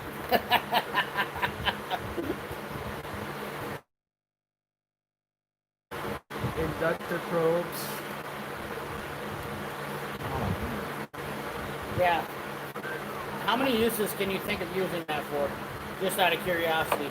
You understand? You know what the heat induction does, right? I've been looking for one for some time, especially turbos. Yeah, turbos. Exhaust manifolds, especially on the natural gas trucks. Oh gosh. Especially the last one I did where I tried forever because the stud is hardened as all hell. The last person put it on decided to use Snap-on MG 325, 600 foot-pounds of torque. Gun putting stuff together when I had a bolt snap. If it would have been on the turbo, I'd have been fine, as long as it would have been okay on the exhaust manifold. But once it snapped that exhaust manifold side stud that did not want to come out, that continued to break, trying to get it out with a set of PWZs and a lot of heat and a lot of penetrating oil. And so I went to the matter of trying to bore the thing out using some cobalted bits. And no. So the reason why I got the HP is because this is an 1800 watt, and I've already seen a couple questions. First of all, Dave, you cannot cook hot dogs, but I will be doing a video on that, so you stay in tune, because this is going to get good with this. I'm going to do the things that people, so when induction heat only heats up ferrous metals, so you will not be able to heat up your aluminum, unfortunately. It's gotta be a ferrous metal for it to heat it up, which is kind of rough. But if you have a steel bolt and aluminum, which is a pretty common deal with a lot of cars now, this will definitely heat that steel bolt up into that aluminum, which will help you out. And you know the torch with aluminum is dicey, and then you got so much plastic crap on stuff. This is just, for me, it makes sense for me at home here and down the road. If I can get generator to run an 1800 watt induction tool and I'm out, and I can run, this will be portable, and I don't have to carry gas torches or anything like that. I can carry my Honda generator pack with me, and it's simple to hook that up and use it if I need to. Plan on doing. JC Smith is in the house. Holy smokes! Oh, JC Smith Projects, what's going on? How's everything over there? Yeah, he's in Ohio as well. Yes, you can do an inner. It has a setup, JC, so you can use these cords. It's actually got. Let's just break this out right here. So this right here has a diagram. Oh, it is the cords. Yeah, you've got different length cords. So there's a 41-inch bearing buddy that you can run. So you can actually wrap that around an entire axle, hook it up, and then flip it over to the other side, and you can see that it's got right where your finger is. There's a decal removal tool, which I plan on using that too, for removing decals and stuff on sides of cars and stuff. It really does have a lot of uses that I think a lot of people haven't seen with this. And I know I get the same thing every time. Well, CP, why the hell do I need one of those? I got a torch. CP, yes, you can put a hot dog over the coil and it'll work, huh? Over the coil? You're supposed to put them in the coil. In the deal. Well, we'll see. We're going to try it out. So, Dave, I guess I didn't realize you would do that. But yeah, inner and outer bud wheel nuts, you definitely can do that, because you can take this one isn't the longer one, that's a longer one. You pull that one out, there's that cord, you can pull that cord out. It's got a flexible induction cable that you can, yeah, you've got a couple in the kit. yeah, this is the one This is the one right here where I didn't think you could, I've seen people put their fingers in there, you know. But they said it wouldn't hurt, it wouldn't mess with your digicals. But I'm this, not going to take that chance. but you can unravel that. We'll just rubber band it back up. But this right here is a smaller one. You have an option up to 40.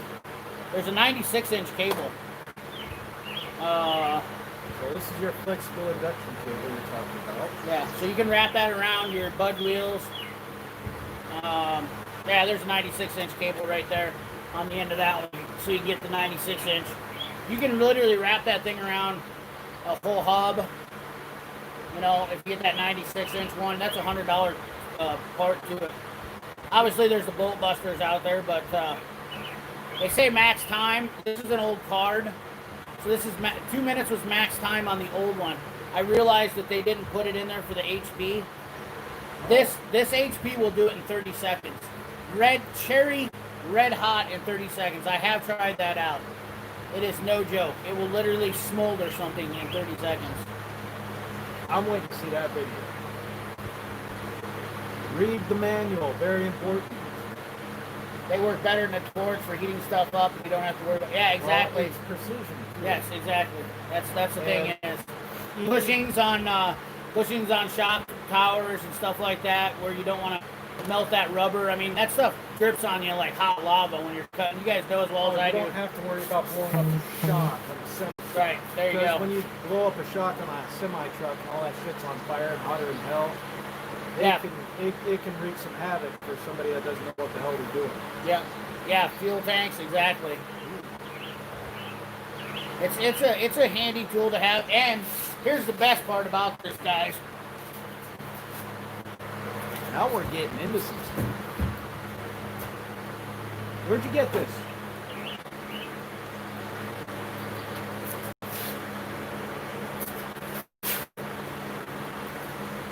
I gotta figure out where he got this. I've been looking for one of these that's on a decent price tag for some time now.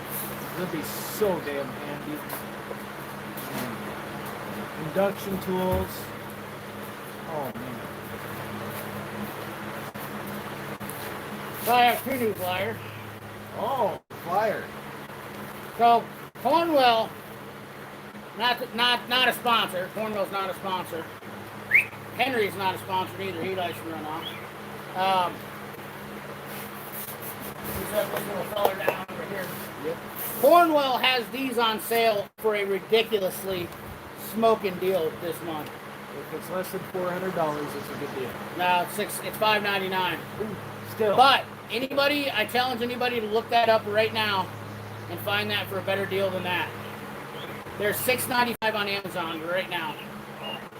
So they're $100 cheaper than anybody else. So Cornwell is really, this is where I keep telling everybody, don't count Cornwell out because they are trying to be street price competitive. I've been saying it for months now. I understand everybody's concerns about Cornwell, but at the end of the day, Induction Innovations will take care of any warranty issues, even if Cornwell won't. So, because the ones I've seen that are made overseas that are good rated run about the $250 to $300 price range. yes. And still, but so you get, and that's just the one with the one cord that's smaller than that. A lot of shops get them. The fact that one, made in the USA, two, this thing's heavy. I mean, it's heavy duty. You feel it. Yeah. Get that to come up. The inductor. Oh, there it is. Oh, Okay. oh. So we got Jamie's got it on the inductor. That's Inductive Innovations. She needs a Cornwell dealer. Straight off their website. Yep. She says they're $5.99.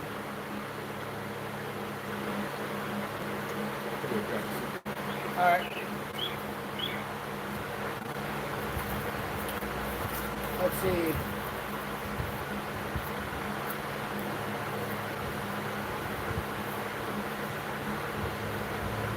The link didn't go here. Come on, fella.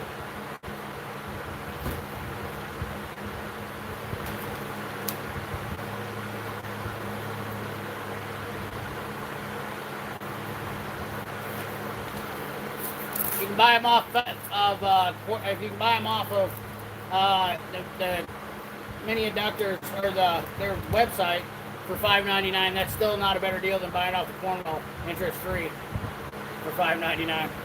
That's just my opinion. And I mean, I just gave $300 down, and I'll just pay the other $300 off next week. So being able to make payments on some certain tools. it says $649 on here, Jamie. Oh, She's got a link up for $5.99 instead of $6.49. yeah, right off their website. Yeah. For this particular one. You might be looking at the other one. Cornwall's got an exclusive price on the HP right now for $5.99. Yep. I know that for a fact because I talked to people from Induction Innovations. So MDV 787 is the part number. yeah, random HP.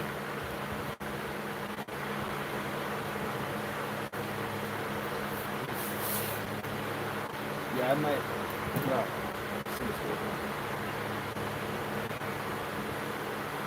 Might have to give him a holler. Oh yeah, she was looking at the mini. She said it right there. Oh, the mini? Yeah. Okay. Cornwall's got a smoking deal on it. That's all there is to it. I did my research and I looked around and $5.99. The Cornwall Flyer. Yep. Like I said, I've looked at some cheaper ones that are made overseas on Amazon, and you're still looking at $300 to start. What's that? Wait, was that tools and trash? We got tools and trash in here. What's up? Trailer Fitters Toolbox Videos. Everybody, Trailer Fitters Toolbox Videos. He's a very awesome channel over in Europe. I learned a lot from him personally just over the past few years having to deal with air disc brakes. In UK, they've been dealing with them for over a decade. And if you need to know anything, four-wheel drive, Land Rover rated, diesel or gas, go check him out. Oh my gosh, hope everything's good in your region. We're seeing some shocking stuff on TNT. Have you hit 1,000 yet, Tools and Trash? Have we had 1,000 yet this weekend? Yep. Hit those likes up, or those like buttons, guys. Yep. So, Trail Fitters Toolbox, we've been safe in our area. We've got some other people here that are from down in other areas. Things are going nuts over here. I've seen some stuff that's going kind of nuts over in your area as well. Thank you for tuning in. Happy Father's Day to you. So, but yeah, Trail Fitters Toolbox Videos, if you want to know anything about the Land Rover Defender Series SUVs. I had one. That's He's funny. the guy. I did. I got a customer that has a Land Rover Defender, but he's got a full LS swap, elephant leather. Let's see, he's got $250,000 into it. Not your typical Land Rover Defender. No. $9.15 today. Dang it, Tools and Trash. We're gonna have a party. We're coming over to Omaha and having a party. He just bought a T680 with air discs. First one for me. If it's got the Bendix air disc or the Meritor air disc, if you need any information on that there, JC, let me know. Good to hear, bud. Happy. Oh, Dave said Napa has the inductors too. Yeah, they probably have the Bolt Buster. They're all Induction Innovations guys too. Yeah. Just to throw that in there quick, not to harp on that. Induction Innovations makes the Bolt Buster, the small one. They make most of them. I don't know that anybody else makes them actually. They just keep coming out with better and better brands. Yep. Lines right now. Crash avoidance also. Oh God, crash avoidance. I got that in my Volvo. Oh. God, I hate that damn We got thing. that in our new ones. Yeah. Pain in my ass. My cruise never works because of it. Yeah, I took one back to the lease place the other day, and there was a guy about five or six car lengths ahead of me. He'd slow down a little bit. The truck would slow down a little bit, and I was just bobtailing too, even with the pedal to the floor. Yeah, that's the biggest thing is, the bad part about it is these people on the road don't even understand. Obviously, if you guys don't know, I drive truck too. I do that about 4 days a week sometimes, depending on, that's just to fill in for when I don't do. I schedule all my diag stuff so that I can do, all that work. I work all the time usually, but I just, the people drive with the stinking cars. They cut you off. You got that crash avoidance on. You're just tooling down the road, and then somebody just whips in front of you, and all of a sudden you just go, brrr. Oh man, it wears me out. Yeah. Also, Trail Box Tool Videos. He's also got a lot of stuff on there for people that are starting out and want some old school ways of detecting stuff, using the old light bulb to apply a load to a circuit. He still uses that. He's got a lot of really great information. Yeah, I do too. I'm really still old school. I'm just starting to learn how to run a picoscope and pressure transducers and all that stuff. Some of this stuff doesn't seem advantageous to me. What they're teaching guys now to do, like if I if I've got a dead wire on something, I'll just shoot power down it. Just shoot the power down the wire and see if she's got current through it. Versus hooking up a pico. Yeah, and it's just instinctive to me. Yep. So, yeah. Oh, yeah, it sucks. And especially drive 30 mile an hour everywhere. Let people cut you off for days.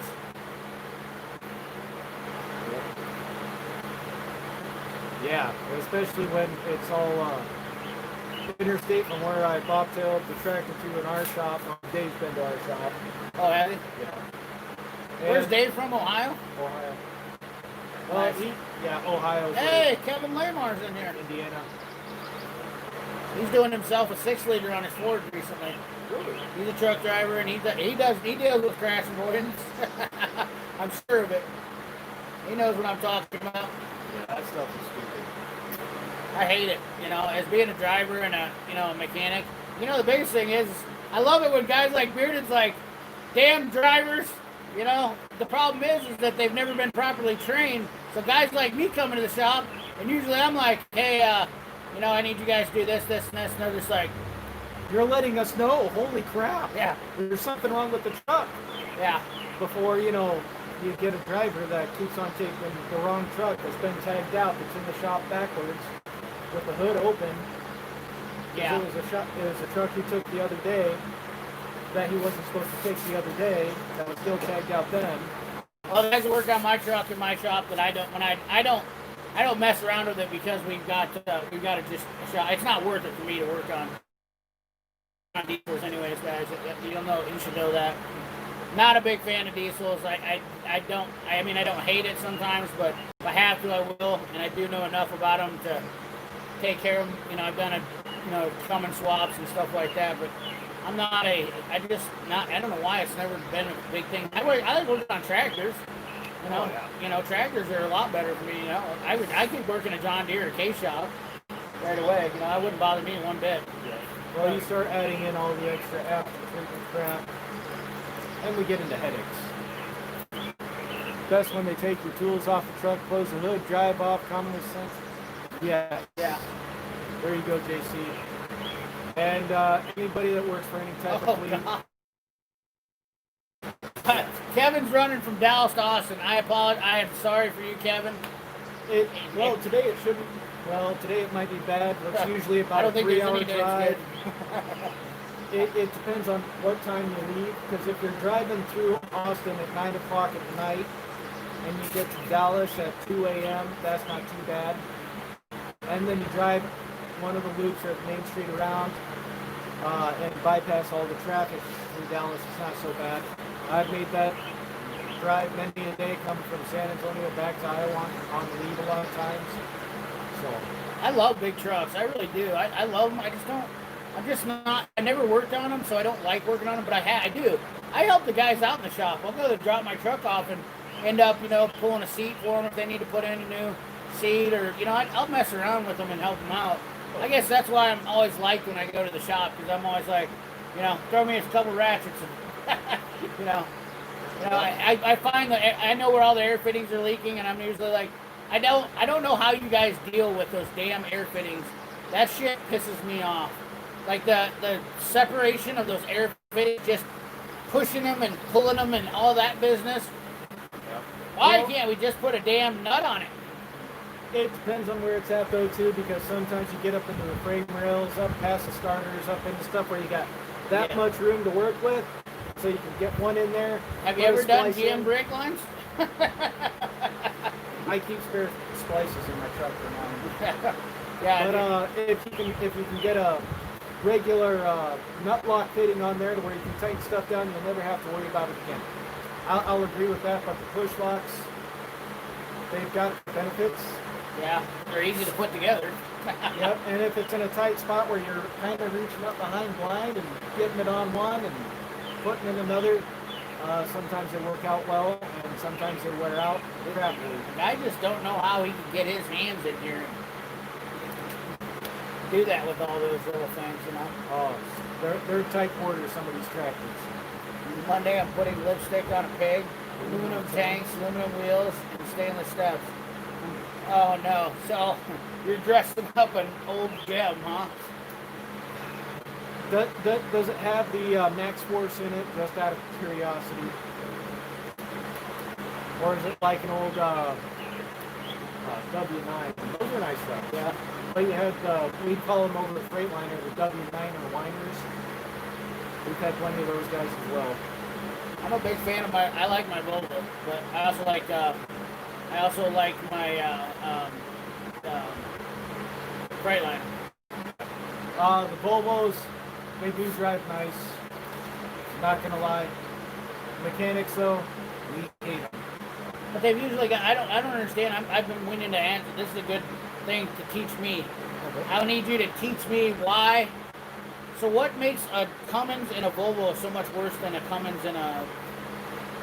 Well, part of that actually comes to the older, back before the emissions days.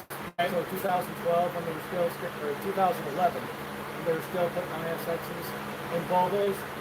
A lot of it comes from the other shop side of, for whatever reason, the engines that were in the Volvos, not like they were with the Pat car or the Kenworth or the Internationals. For some odd reason, they would always get warped exhaust, and anytime you'd go to start pulling exhaust bolts out, it was not uncommon for the exhaust mounting bolts to break clean off. I'll be down. I'll be dipped. That, and there's also differences in routing for the fuel systems, the air systems, all the other stuff. So whatever it was, the engines that Volvo was putting in, stuff just happened to break or warp for whatever reason, and we wouldn't see that in like you would the Internationals or Pet car, things like that. And that's just from my personal experience. Now you get the newer Volvo engines they got. Well, they had the 2012, 2013s, and Volvo knew about it, and Volvo didn't put out shit for warranties on their tractors. Back then, 100,000 miles was standard. If you bought the extra warranty, it would get you up to 200,000. At a time when everybody else was 400, 500,000. And at the same point in time, if you got a pack car with a Caterpillar in it, even if it was 600,000, or the Peterbilts that I've ran in the past as well that had ISXs in them,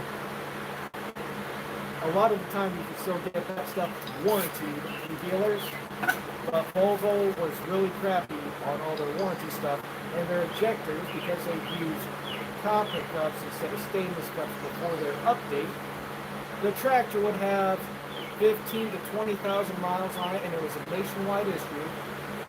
Those cups on those injectors were just crap straight out. I'll be damned. So, like, it's going up for its first or second oil change, 20 to 50,000 miles, and your injectors are already shot to crap.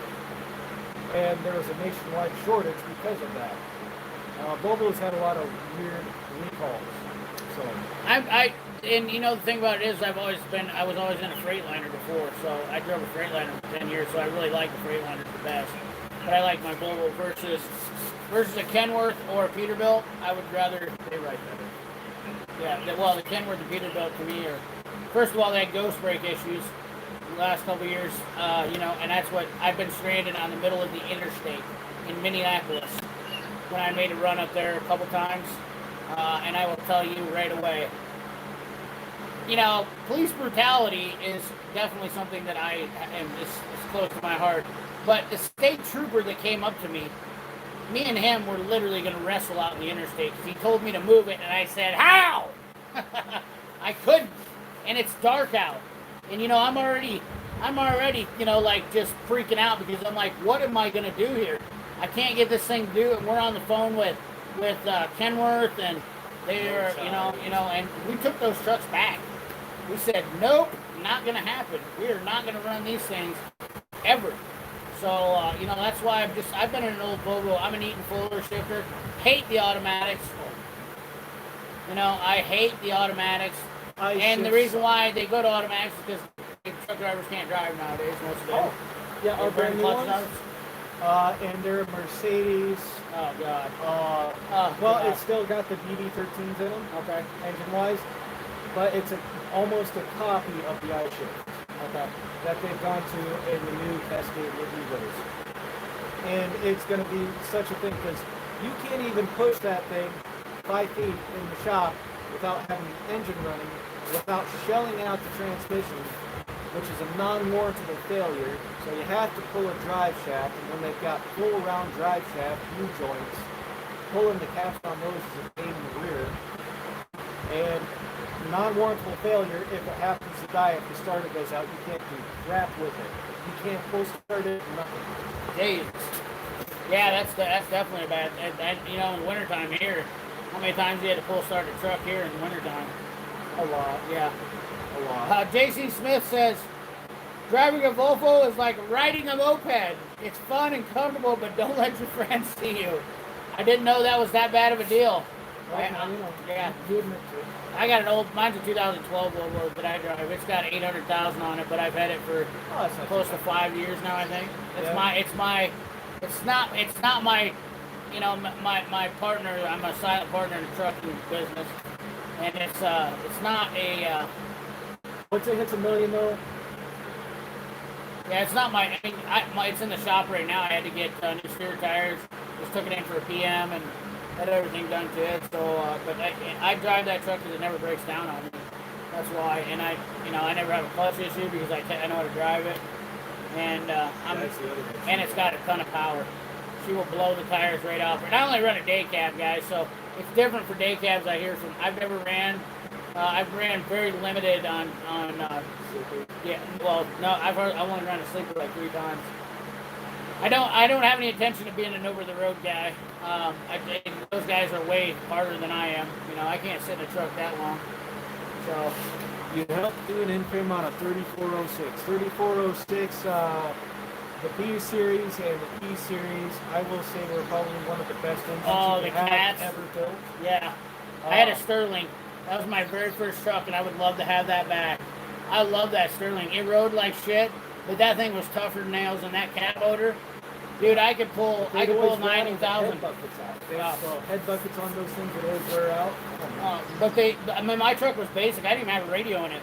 It had cold air, power steering. When I started driving a truck, though, I started driving them with no power steering on day cabs. Oh. Yeah, that's what I started driving on, an old Sterling that had no power steering. That's the old Ford days there. Yeah, real Ford. That's when I started driving a truck, and of course, I ran grain truck with that on the farm for a long time. So, that was how that worked for me. All right, Dave. We'll catch you later. Thank you for stopping in. We greatly appreciate it. And then, how much do I usually? Everyday Fleet Tech on the trailer. The PM itself is fairly simple. Double check our airlines. Check the brakes.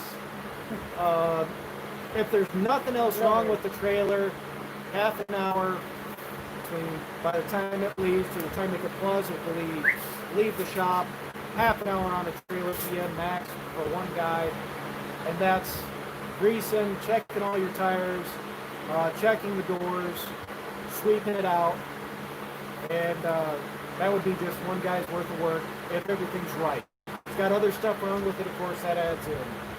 But it shouldn't take longer than a half hour on a 53 or 48-foot trailer.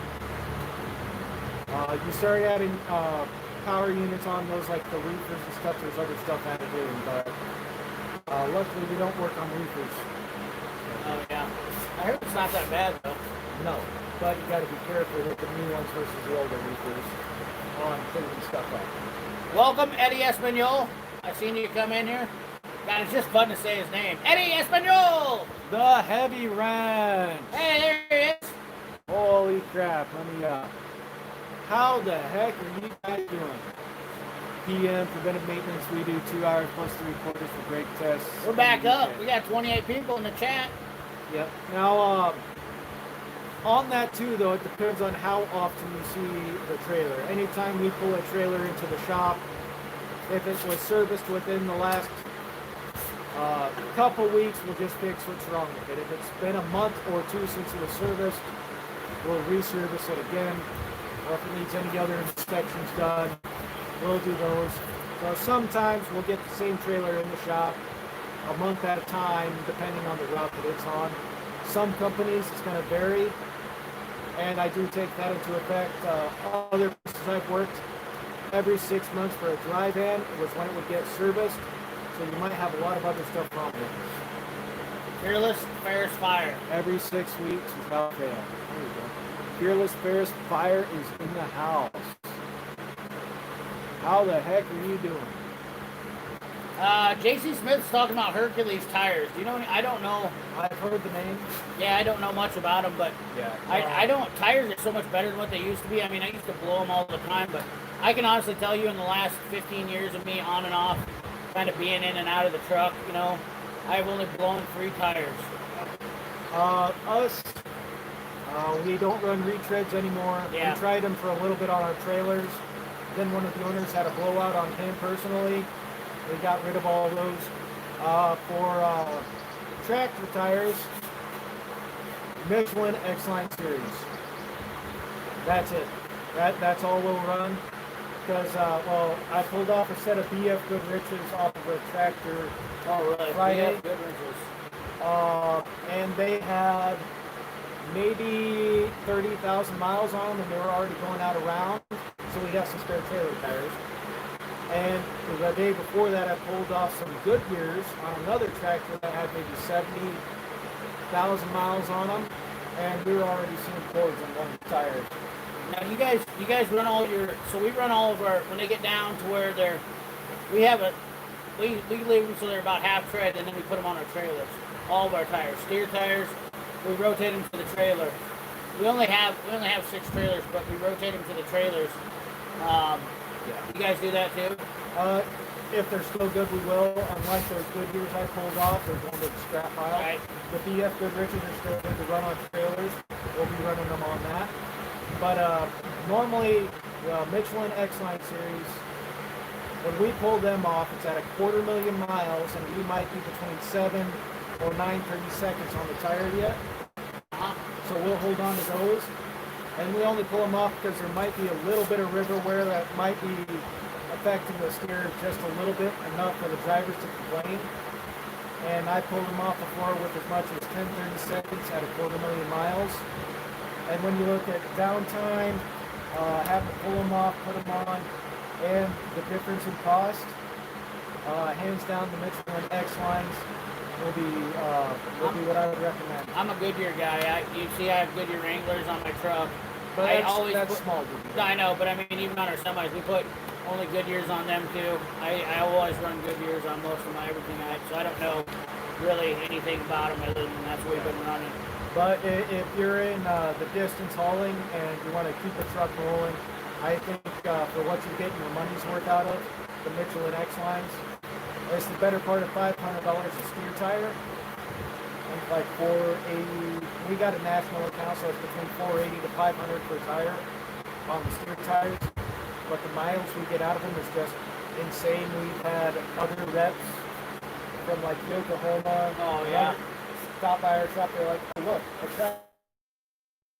Then we tell them what we get out of the steer tire, and they walk away. They won't even stop after that. Well, you mind if we take a look at some of them, and you want to look up how many miles they got on it? And other than that, though, they take a look at that stuff, and they just walk out the door. They don't even try.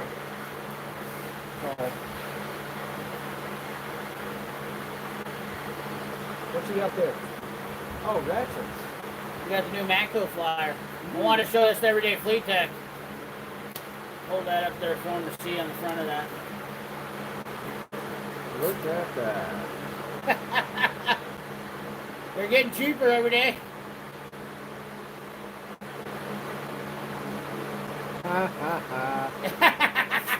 He said, "Ooh." Won't do it. Yeah, but you buy one, get one free. So I bought that set. Oh, really? Yeah. I'm sorry. Well, for the price. $300 for the price of them.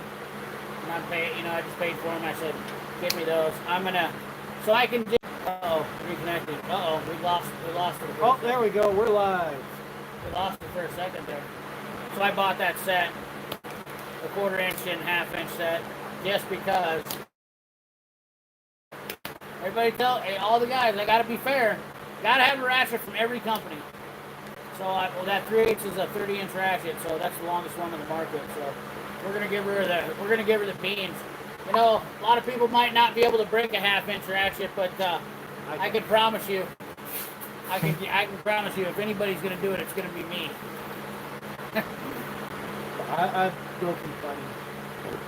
Well, I mean, just because I can just get down on there. You do got a little bit more behind you. I got a little more poop in my scoop. Oh, spline drive. Yeah, spline drive. Don't do it. Shiny stuff. Getting rid of all the ratchets I don't use. I wish I could get rid of all it. Honestly, everyday fleet tech, I can't do it, and I don't even use ratchets. I've advocated this so many times about how little I'm using ratchets. They come out with the Milwaukee Angle Impact. There's so many cordless tools that keep you from actually having to use anything manually. Oh, look at that deal. So Matco is actually a part of Fluke. So I've heard those meters are all made by Fluke. Because Matco is still they're what is it? Whatever they are, they're part of Fluke. But $249 for that deal. For a good backup multimeter, that is for the full kit, you get the induction clamp, you get the probe, and you get a free test light that's an incandescent light. Oh. That's a $12.95 route. $12.95. Yeah, I bought one from Napa before. That some bitch been working from day one. So, Fluke, I will recommend. I don't know about this one in particular. I don't know if this is like Matco is part 114. Matco is part of Fluke. Okay. So I don't know if that's like almost looks like a 114, just an automotive version. But you do get the extra kit and all the other jazz. So, no, that's more like a 114 right here. Yeah. So the 129 one, that does look more like a Fluke 114. That's about what a Fluke 114 costs, $129.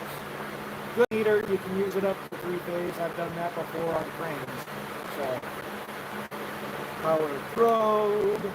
Oh, Ranger mutts. Oh, For all of y'all that deal with trailers out there, yeah. We had one of these in St. Louis, that Ranger mutt. Those are awesome. Portability, use it out in the yard, use it in the shop if you've got to disconnect the tractor to it for whatever reason. And you can run all the lights individually, in sequence, all the other stuff on a trailer, even small trailers, for doing that stuff. And, okay, that's a good price. Because when we bought the one down in St. Louis several years ago, it was like $800. Fortive Tools, Fortive Fluke. So Fortive Tools owns Matco, and Fortive is also the owner of Fluke. That's what I had to look it up just to remember. I couldn't think of it, but Fluke is basically the major company that owns Matco. Most of you guys. So I buy all my Fluke leads from the Matco guy a lot of times when they have deals, just because I'm telling you, a lot of guys, and I'm not dissing on Mac. You guys know I like Mac, but I'll tell you, there's no joke. The Fluke leads, I don't mess around when it comes to electronic shit. Fluke is the king. That's all there is to it, Yep. And I don't know if Fluke's making this deal for him, but that is I thought that was a pretty cool deal for him. $249 for guys that are looking to get into if they don't have a decent multimeter. Yeah. Well, even $129 for the basic one. Yeah, the basic one. Yeah. That's a good deal. I'm a Fluke guy through and through, just due to having worked high voltage before. 480 volt, 3-phase, live voltage on cranes, pushing 600 amps through our fuses for our cranes, we had 4 in each rail, and they were the size of your cam over there. Oh yeah. So yeah, when your fuse is this big with 1/4-inch spade blades that are 2 inches wide. That Ranger Mutt's a good deal on that. Does anybody know there's a better price than that? $234.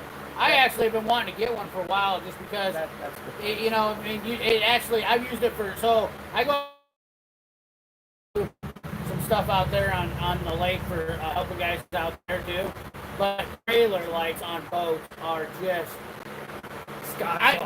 we literally, you know, where I live at right here, I'm less than a mile from the lake. And it's not a huge lake, but I have a lot of friends at boats, and they always call me, hey man, can you help me out? And I hate working on boats. I hate them. First of all, I don't fit in the hatch of any inboard motor. I love outboards. I was a huge fisherman. I mean, you guys probably see I got 900,000 holes. Yeah, he's got as many as I do on the fishing poles. That's another addiction for another day. Yeah, I got several addictions, but that's you know, I like crappie fishing. That's not good. But anyways, outboard motors. I love outboard motors, and but they have the trailer lights on boats. I have made a ton of money on trailer lights. Guys come to me like crazy about trailer lights for boats. Fluke 88 is definitely the best meter, JC. I mean, I like my snap-on meter, but the Fluke is no joke. The Fluke 88. GM used to not accept any of your warranty claims if you didn't do your electronic diagnostic testing with a Fluke 88. In fact, some companies still will not accept warranties, even with my $600 snap-on.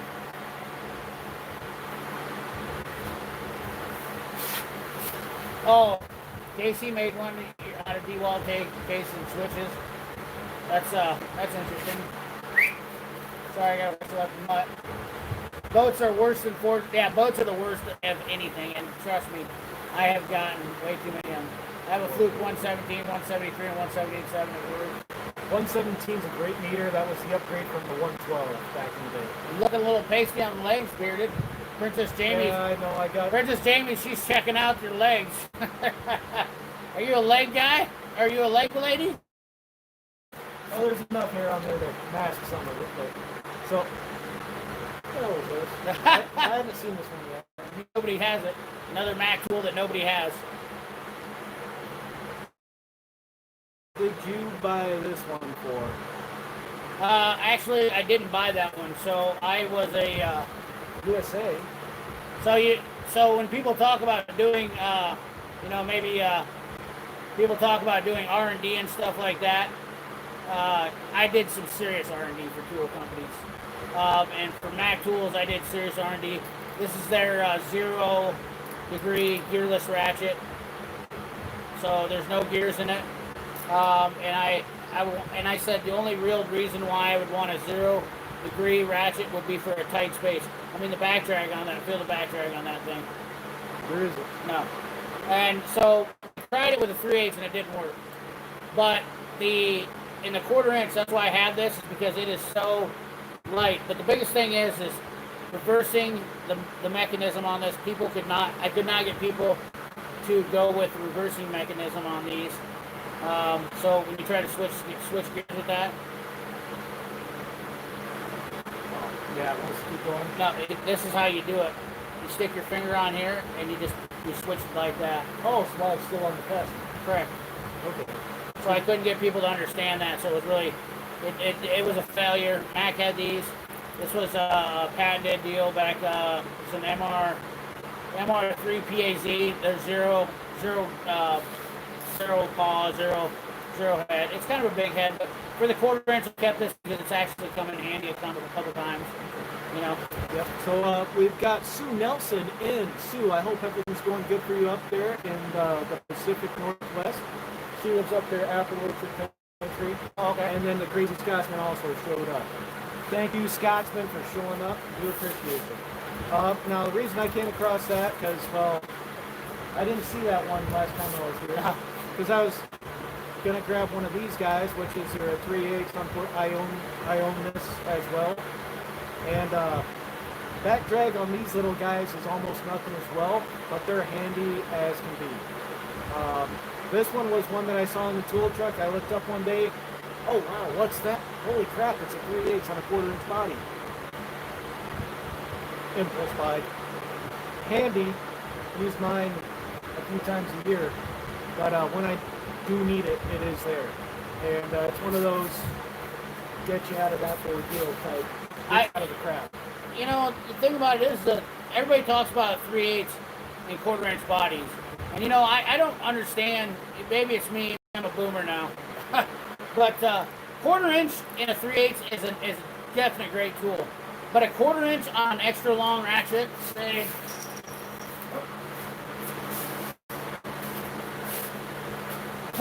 a 3/8 in a long ratchet like this. Oh, those are awesome. The only reason why 3/8 heads became a big deal for me back in the day was because they didn't have a 14 and 15 millimeter in a 1/4 inch.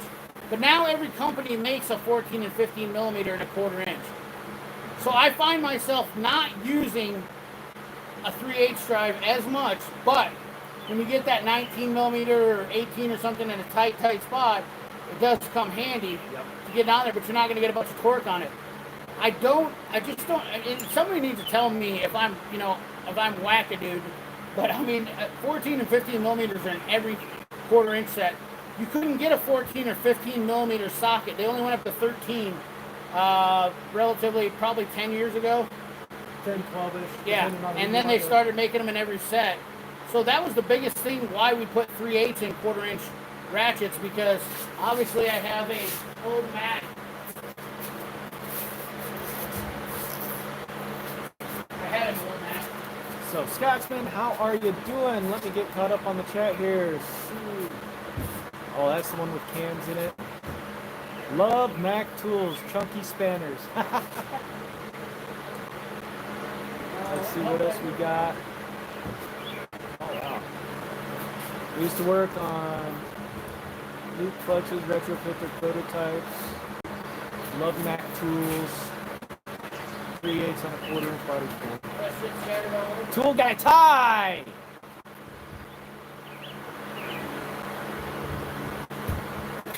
1/4 inches for girls and bike mechanics. Where's the 3/4 and 1 inch stuff? That's all in the shop that I work at. That's in my toolbox. CP does a lot of automotive and all the 3/4 inch stuff. Well, if he ever needs to borrow anything 3/4, he knows where to come. So This was my original. That was the only reason. That's the only ratchet I ever had. Was a 1/4 inch with a 3/8 body. Forever.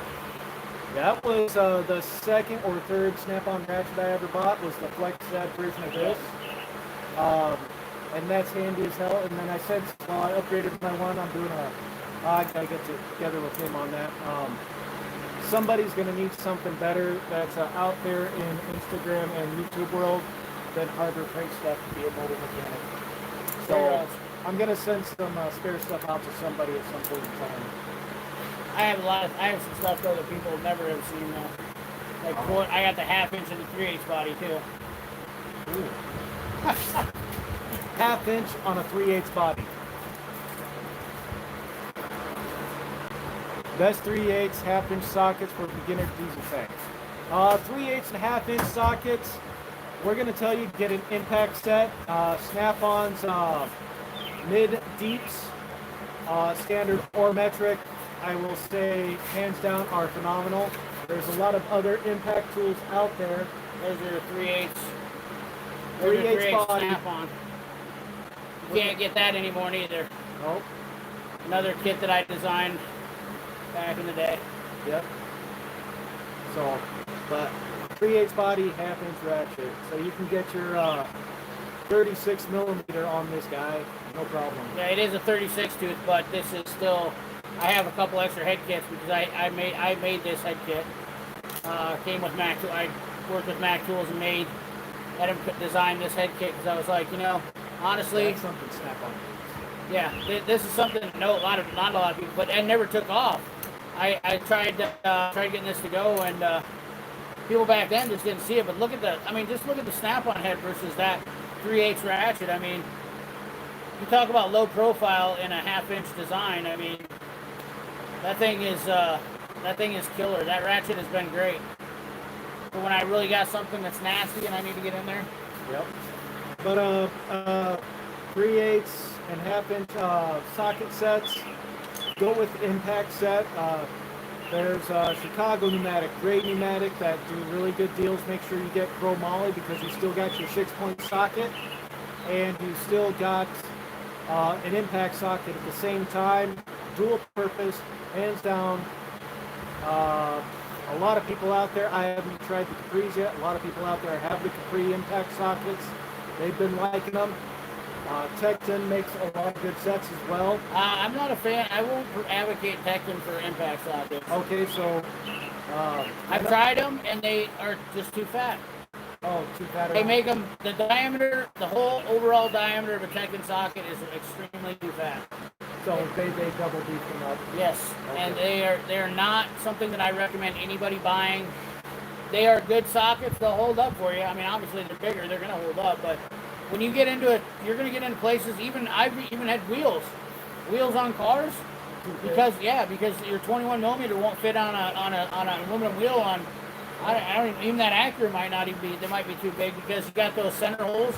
Yeah. You know, I mean, we're a normal 1/2 inch impact socket, and then you got thin walls. But a normal 1/2 inch impact socket is plenty big. So Capri makes them. Sunex and Gray Pneumatic, I always say, if you're looking to save yourself some money, that's your best bet for impact sockets. Yeah. But yeah, when it comes to the half deeps though, which are probably on your cordless side for everything, your half deeps go with something like Snap-on or Met, something along the tool truck line. They're a little bit more spendy, but on your half deeps, they're so universally usable. That's definitely a good set, and they're usually well complete sets as well.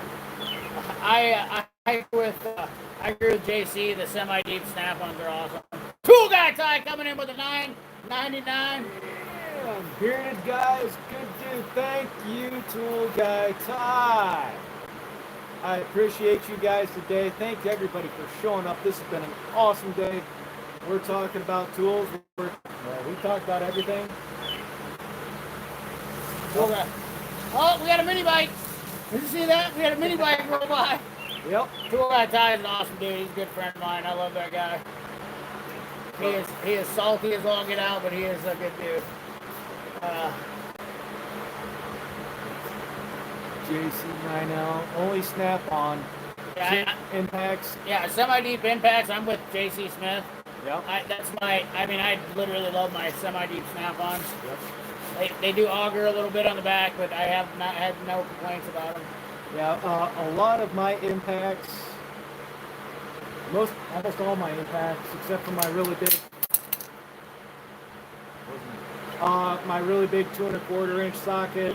The really big sockets are other things, but for my regular sockets up to 1 inch and 9/16, those are all Snap-on. All my 12-point impact sockets are Snap-on. I will agree with that. And well, toolbox fitters, they spend so much on tools over in the UK. Okay, so for one, say this is the 130, well, $100 ratchet. Oh, that's more than 100. Yeah, like a $130, $140 ratchet.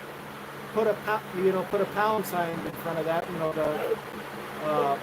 for being in the UK, and then on that they have the regular taxes, but on that as well they have what's called a FET tax, which is their import tax, so 20% on top of that. So when they go spend 136 pounds on this ratchet plus everything else, they're spending about $250 on this ratchet. So, and he was an instructor, he's been a heavy mechanic, he's worked on everything for probably 30 years. And if you go to his channel and watch some of his toolbox tours and stuff, Snap-on, even his 3/4 inch impact, Snap-on, his cordless tools, Snap-on. Yes, US tools are expensive in the UK. And hell, even if I wanted to buy this for him here and send this to him over there, he has to pay a gift tax on that. Oh, my Lanta. So, yeah, even if I had a spare old ratchet I wanted to send to him as a gift, you know, not including the shipping to get it over to him, he'd have to pay a tax on the shipping as well and the item. Just, it's insane stuff. And so I got a lot of respect for the guys that go and spend money over there. Right. Absolutely, yeah. Oh, man. So, but yeah, tools, they're not cheap. You want good tools.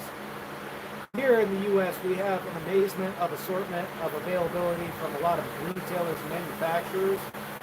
That's just nuts. You go to these other places, and they are so limited.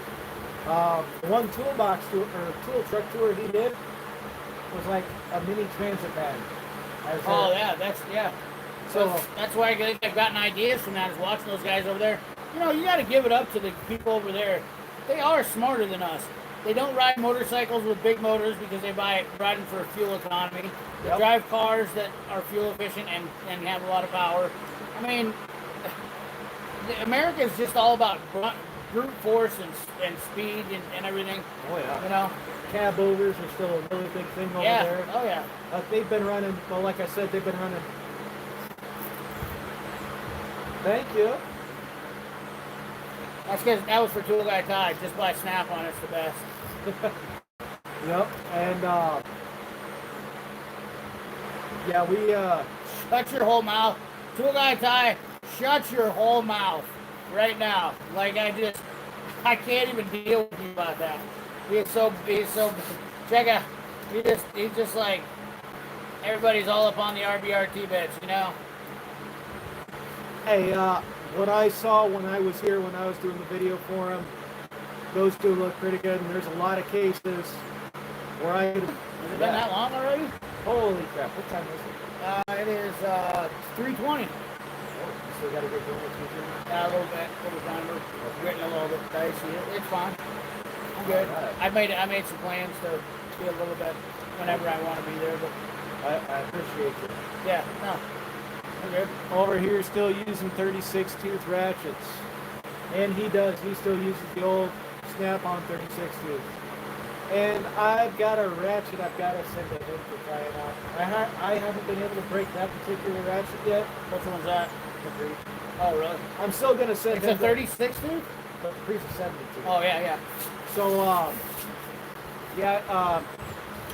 hopefully here in the next couple weeks or so, I'm gonna send you the repair kit with it, just because I did try to break it. Just to give you a heads up there, Everyday Fleet Tech. Cool Guy Ty was telling me about him watching Client Graphics the other night and breaking ratchets. He was really enjoying the gear wrench video. He was talking about that. The 84 tooth it held up better than the 90 tooth. I believe it. It's a sales gimmick, guys. Yep. You know, watch out for that stuff. Yep. And that's where, like, this thing, you don't put a whole lot of torque on it, but it's the handy little bitty thing. If you can get in there with a long ratchet to break it free, you can get up in there with this guy. And yeah, I'm not a roto head ratchet fan by no means. Just ask Hard Knocks Forge. But these little things are phenomenal. Excuse me, buddy. We're done. Oh, he's grabbing my ratchet over out. Henry wants to play.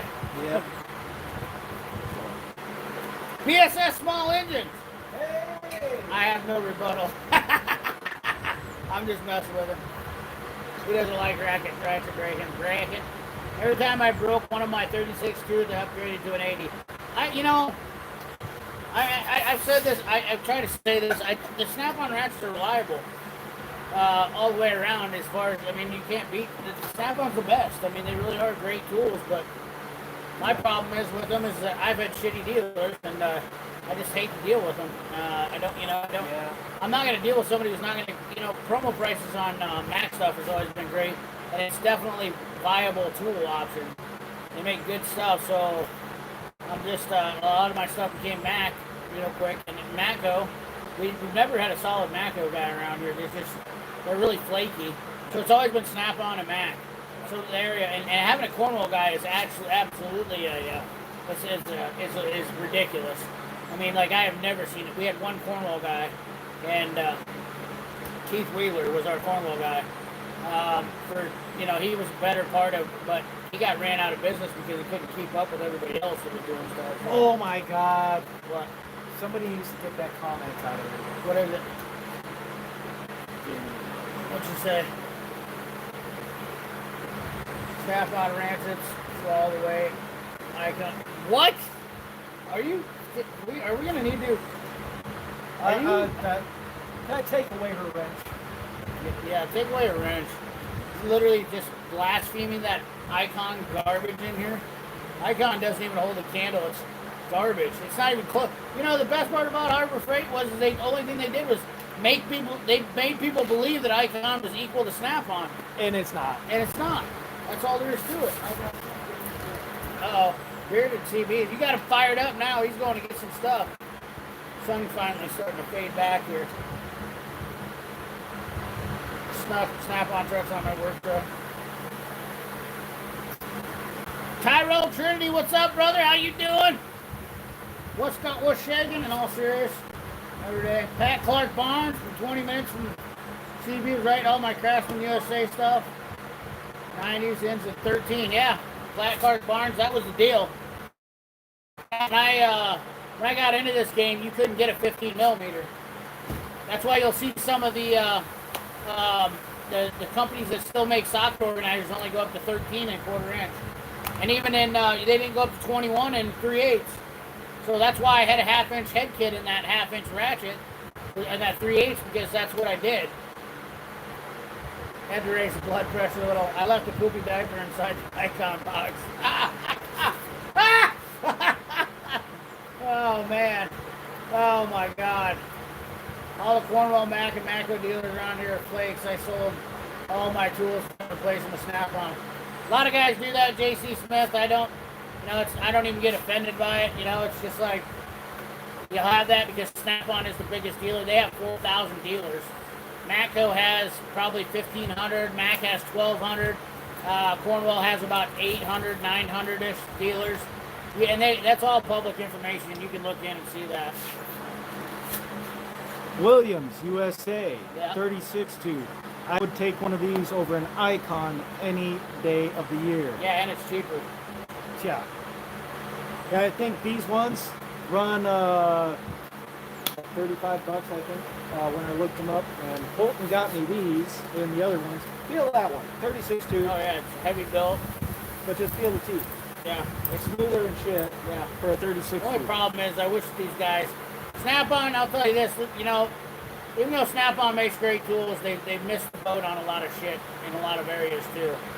And that's just me being a tool snob. Why the hell can't we have knurling anymore? People started saying they didn't like it. When you get this handle, when you're doing something oily with this handle, that thing is slicker than snot. Now, you've already taken a look at the Williams 72 tubes that Colton got me, that knurled, that are the heads. Well, I gotta finish my video on that. I got the review done on that. I just gotta get it posted on the 72 tubes. And like you said, that's knurling done right on those particular ratchets. They're a little bit higher priced, but still not even anywhere near half the cost as a regular They Snap-on. cheaped out though. That's what they did. They cheaped out on them by not doing the knurling. Yeah. And that's what makes me angry. It makes me get mad because people want to advocate for doing like different color changes and whatnot. Innovation in tools and tool and die making is an art. It was an art and it was a craft. It went with the trade so well. It makes me passionate about it because it used to be back in the day a tool die maker would literally stamp his name on a tool because he was proud of what he made.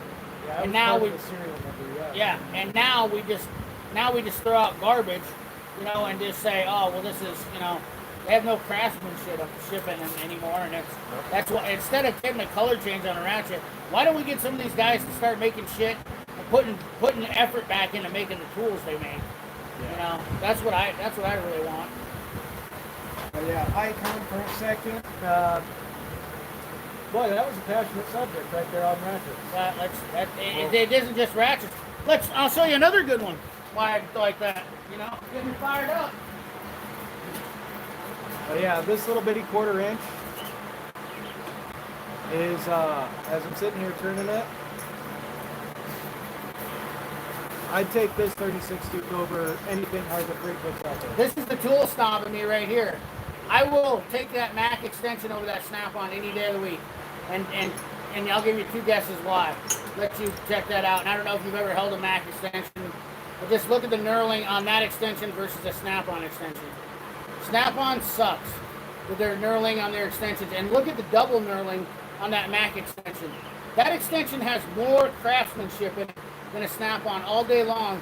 And I am so used to being able to grab that knurling on that thing when I'm spinning something or when I'm starting something down here. Whereas this is all I've got on a Snap-on because they cheaped out on it. And I bought these Wobble Plus 3/8 because everybody told me they were great. And I like their extensions, but at the end of the day, when it comes down to a straight, now they don't do it on their Wobble extensions. Mac doesn't, but pound for pound, these are the best extensions on the market, hands down, top of the line. Max 3/8 regular extensions. I don't care. Might have to get a set. Yeah. No, the Wobble Pluses though, I've owned those for 5 or 6 years now. They've been handier than hell.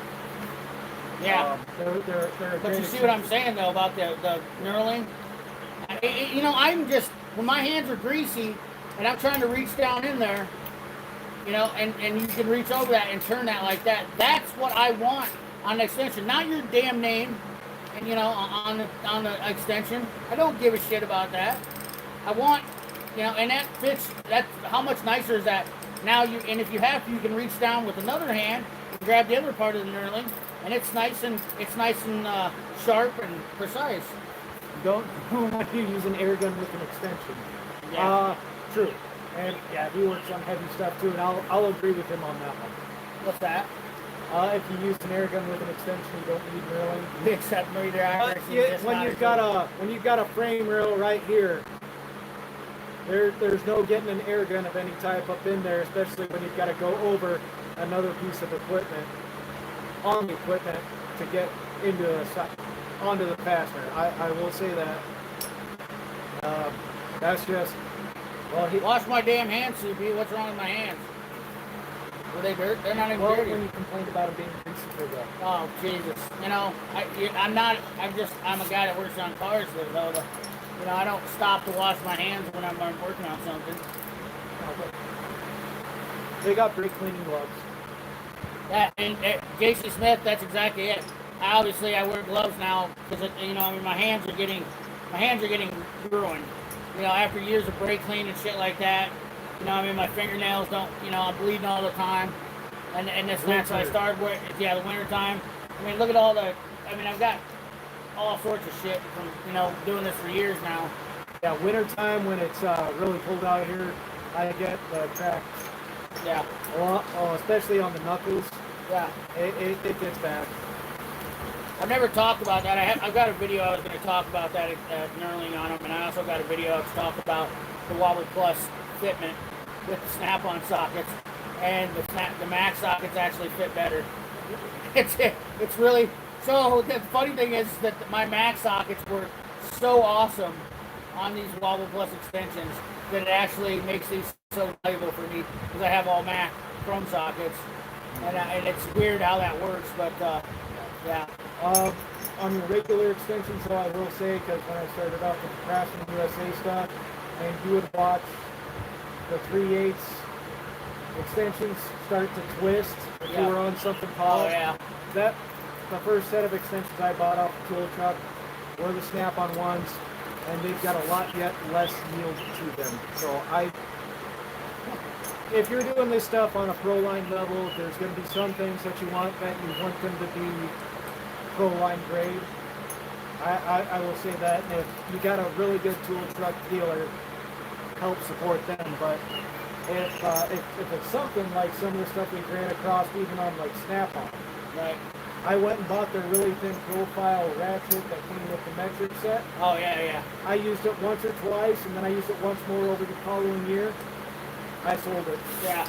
There was no point. Here's where I come in with gear wrench on that. This is the only time that I use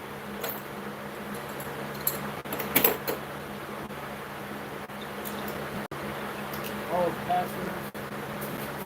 Yeah, they're a super low profile of a gear wrench pass-through is all I've ever used if I need a super low profile. But here's the thing though about the low profiles anymore.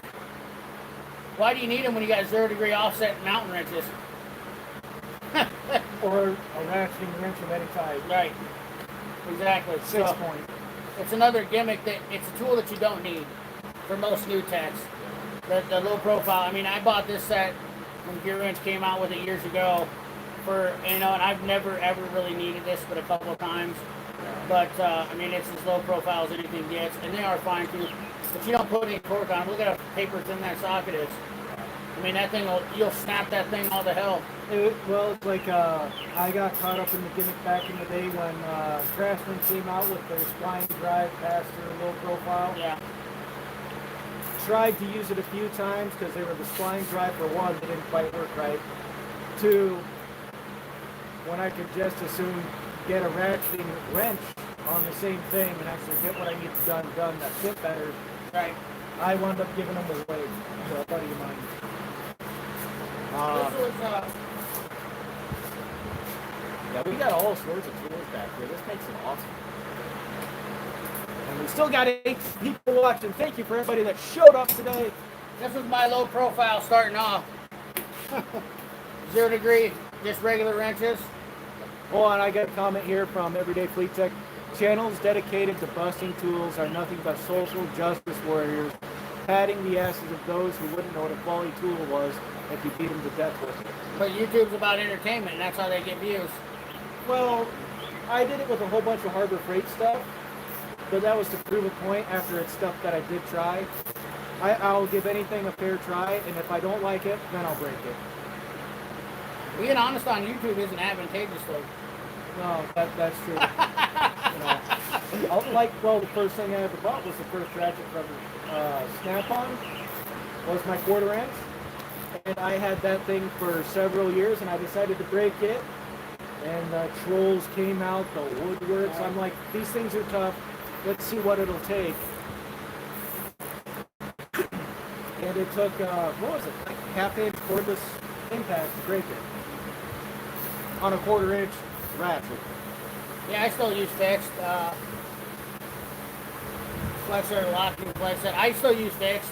I like fixed when it comes down to when I got something really stubborn. I really do trust my fixed heads more because busting a yoke on a ratchet is definitely is something. If you got something nasty, and I think JC said earlier about him busting a 36-inch snap-on breaker bar. I don't even use breaker bars anymore because the ratchets are so damn strong, and I have literally, I know that my dual 80 snap-on 26-inch, where I've had a 6-foot pipe on it, me standing on it jumping, it ain't no joke. And I've broken several breaker bars like that before too.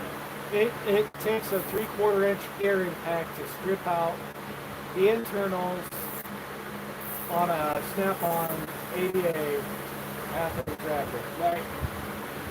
Don't ask me how I know. That's another video for another day. Right. The BSS, thanks for stopping by. Time to clean my shop and get ready for work tomorrow. Trail box, I will say yes, but I will also say that the air brakes that we have on our tractors here, when we go on the disc brakes, when we go to change the brake cans out on that without having to take the time, if the tires don't need to come off, or say change brake pads and stuff like that, if we just change out the brake cans, a 3/8 ratchet is all you can use in there because the 1/2 inch ratchet won't fit, and that's on with a 15/16 socket. And you do 10 of those trucks like that in the course of a week, you will eat up the inside of a F88 ratchet. Oh, yeah.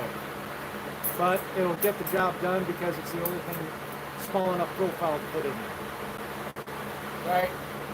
Which I need to finish that video too at some point. Lots of video, lots of content. You know, it's easy to make content when you're working on stuff. That's how I come up with stuff. You know, I mean, it's just pretty simple to come up with someone. Yeah. Lucky 7 Mud Mowers, welcome to the chat. Hey, yeah, Band of Mud Mowers and BSS Small Engines introduced me to those guys. Yeah. thank you for showing up to the chat. He usually does the Sunday morning live stream. Pro America. Yeah. Oh yeah. But anyways, we got some wrenches here. Well, I was just showing you the low profile of a mountain wrench. I mean, like, you're gonna definitely kill the profile on a mountain wrench versus your snap-on low profile wrenches, you know. Yeah. And if you don't use them for high torque applications, they're not gonna bust. Which that's what it says right on the snap-ons. That's a Carlisle. Yeah. Well, E-Style in general, Easy Red makes them similar, but Easy Red always changes their stuff. For getting up in there after you break something free, you just need to ratchet it because it's like way up in there and that's all you can get. These are handy for that. Inside some of your blind corners, where you just need that little bit, they do have a place. These are my original low clearance wrenches, the Mac. You know. And you break them free with this. It might take a little bit. Like I've got the Capri's. I use those to pull ECMs off. Right. It does take a little bit while because you got to come back off, get back on versus something that'll ratchet. But and you know what? I think honestly the best Expert makes a set of these that has this 0-degree offset with the ratcheting end on the inside. Matco, I got a set of Matco ones like that, but they didn't have a 0-degree offset. Back when they had the old USA-made Matco ones before they switched over. Yep.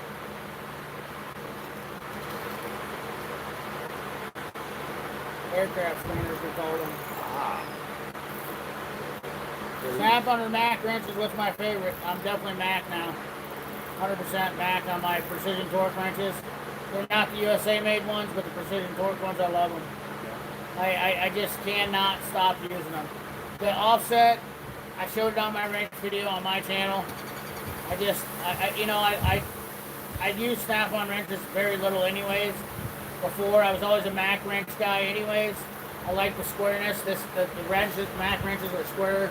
They got a little bit rounded, but the snap-on's probably more similar to that design.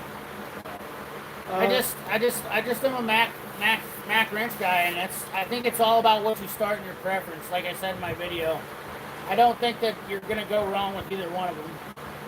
I don't like Matco wrenches at all. I heard they went to Spline Drive, Everyday Fleet Tech. Yeah. We tried to warranty some out. They gave us some cheaper crap.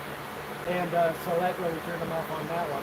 And then there's the ratcheting wrenches thing. Well, like, I've done the comparison between the Capri's and Blue Points and showed you the Capri's as well. They compared them to yours. And it's going to depend on your tool guide, what you have available to you.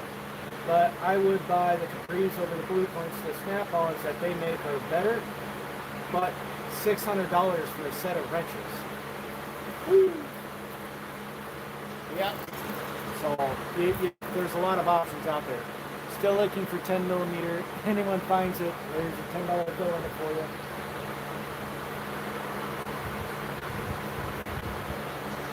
$10 millimeter. Hey! Got Craftsman USA. What we got here? Everyday Fleet Tech broken. I have a golden rule. If you're giving me advice on tools and doesn't turn tools for a living, it's definitely hard for me to take that, not take that advice too. Because honestly, guys that don't turn it for a living, they don't experience the same thing. It's not a knock against DIY guys. It's just that's what it is. Some DIY guys do a lot of heavy. Look at JC. He went from DIY to extreme heavy duty to his own business. Right. And he's tried probably everything under the sun as well. Right. And so his stuff goes from everything from light to extreme heavy duty on his own, well, DIY now business stuff. But there's some DIY guys out there that I do trust their opinion based off of what they do. There is some smart DIY guys out there, and there's some DIY guys that do a lot of stuff.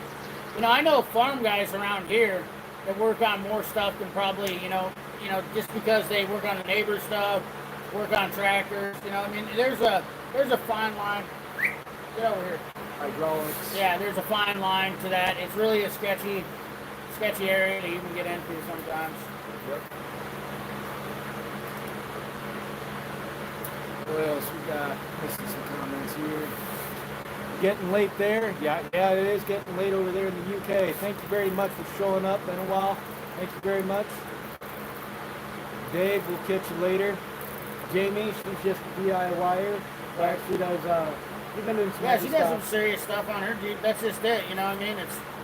It's really, you can't just always discredit a DIYer neither, you know what I mean? There's some good DIY people out there.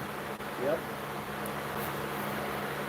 It depends on what they do. I know we're starting to get late. We've been going at this for almost 3 hours. Yeah. I know he's got plans he's got to get to here shortly. Everybody else is starting to roll out. Yeah. So It's been a great live stream, though. I'm glad to be able to join Bearded on a live stream, and it's been awful fun. Yep. No, that's the fan in the background. It got pretty warm out here. And we got storms about ready to roll. Henry don't mind, though. Nope, he's in the sun. He's been sunning like a pig. Yep. So thank you guys, everybody, for showing up. So I think we're going to get ready to go ahead and call it. Kind of our first, Ratchets Anonymous videos, because he's got a lot of ratchets. I thought I had a lot of ratchets. Some of y'all out there got more ratchets. That's it. Cool guy. It's humid here, buddy. I know it gets hot in Texas, but we got a lot of humidity here, too. Well, they claim they have humidity in Texas. Right. I've lived there. I can claim otherwise. Especially if you're around San Angelo. Yeah, in the sun it might be 120, but in the shade it might be 90. And you hop into the AC and you're all good. I'm sitting here perspiring. Gotta have the fan, especially the garage doesn't stay the coolest. Well, luckily the sun's in the right direction. But I've got a nice patent high flow fan. It's not even that loud, really, compared to most. Got a 767 on the way anyways. Thanks for the stream. Alrighty, buddy.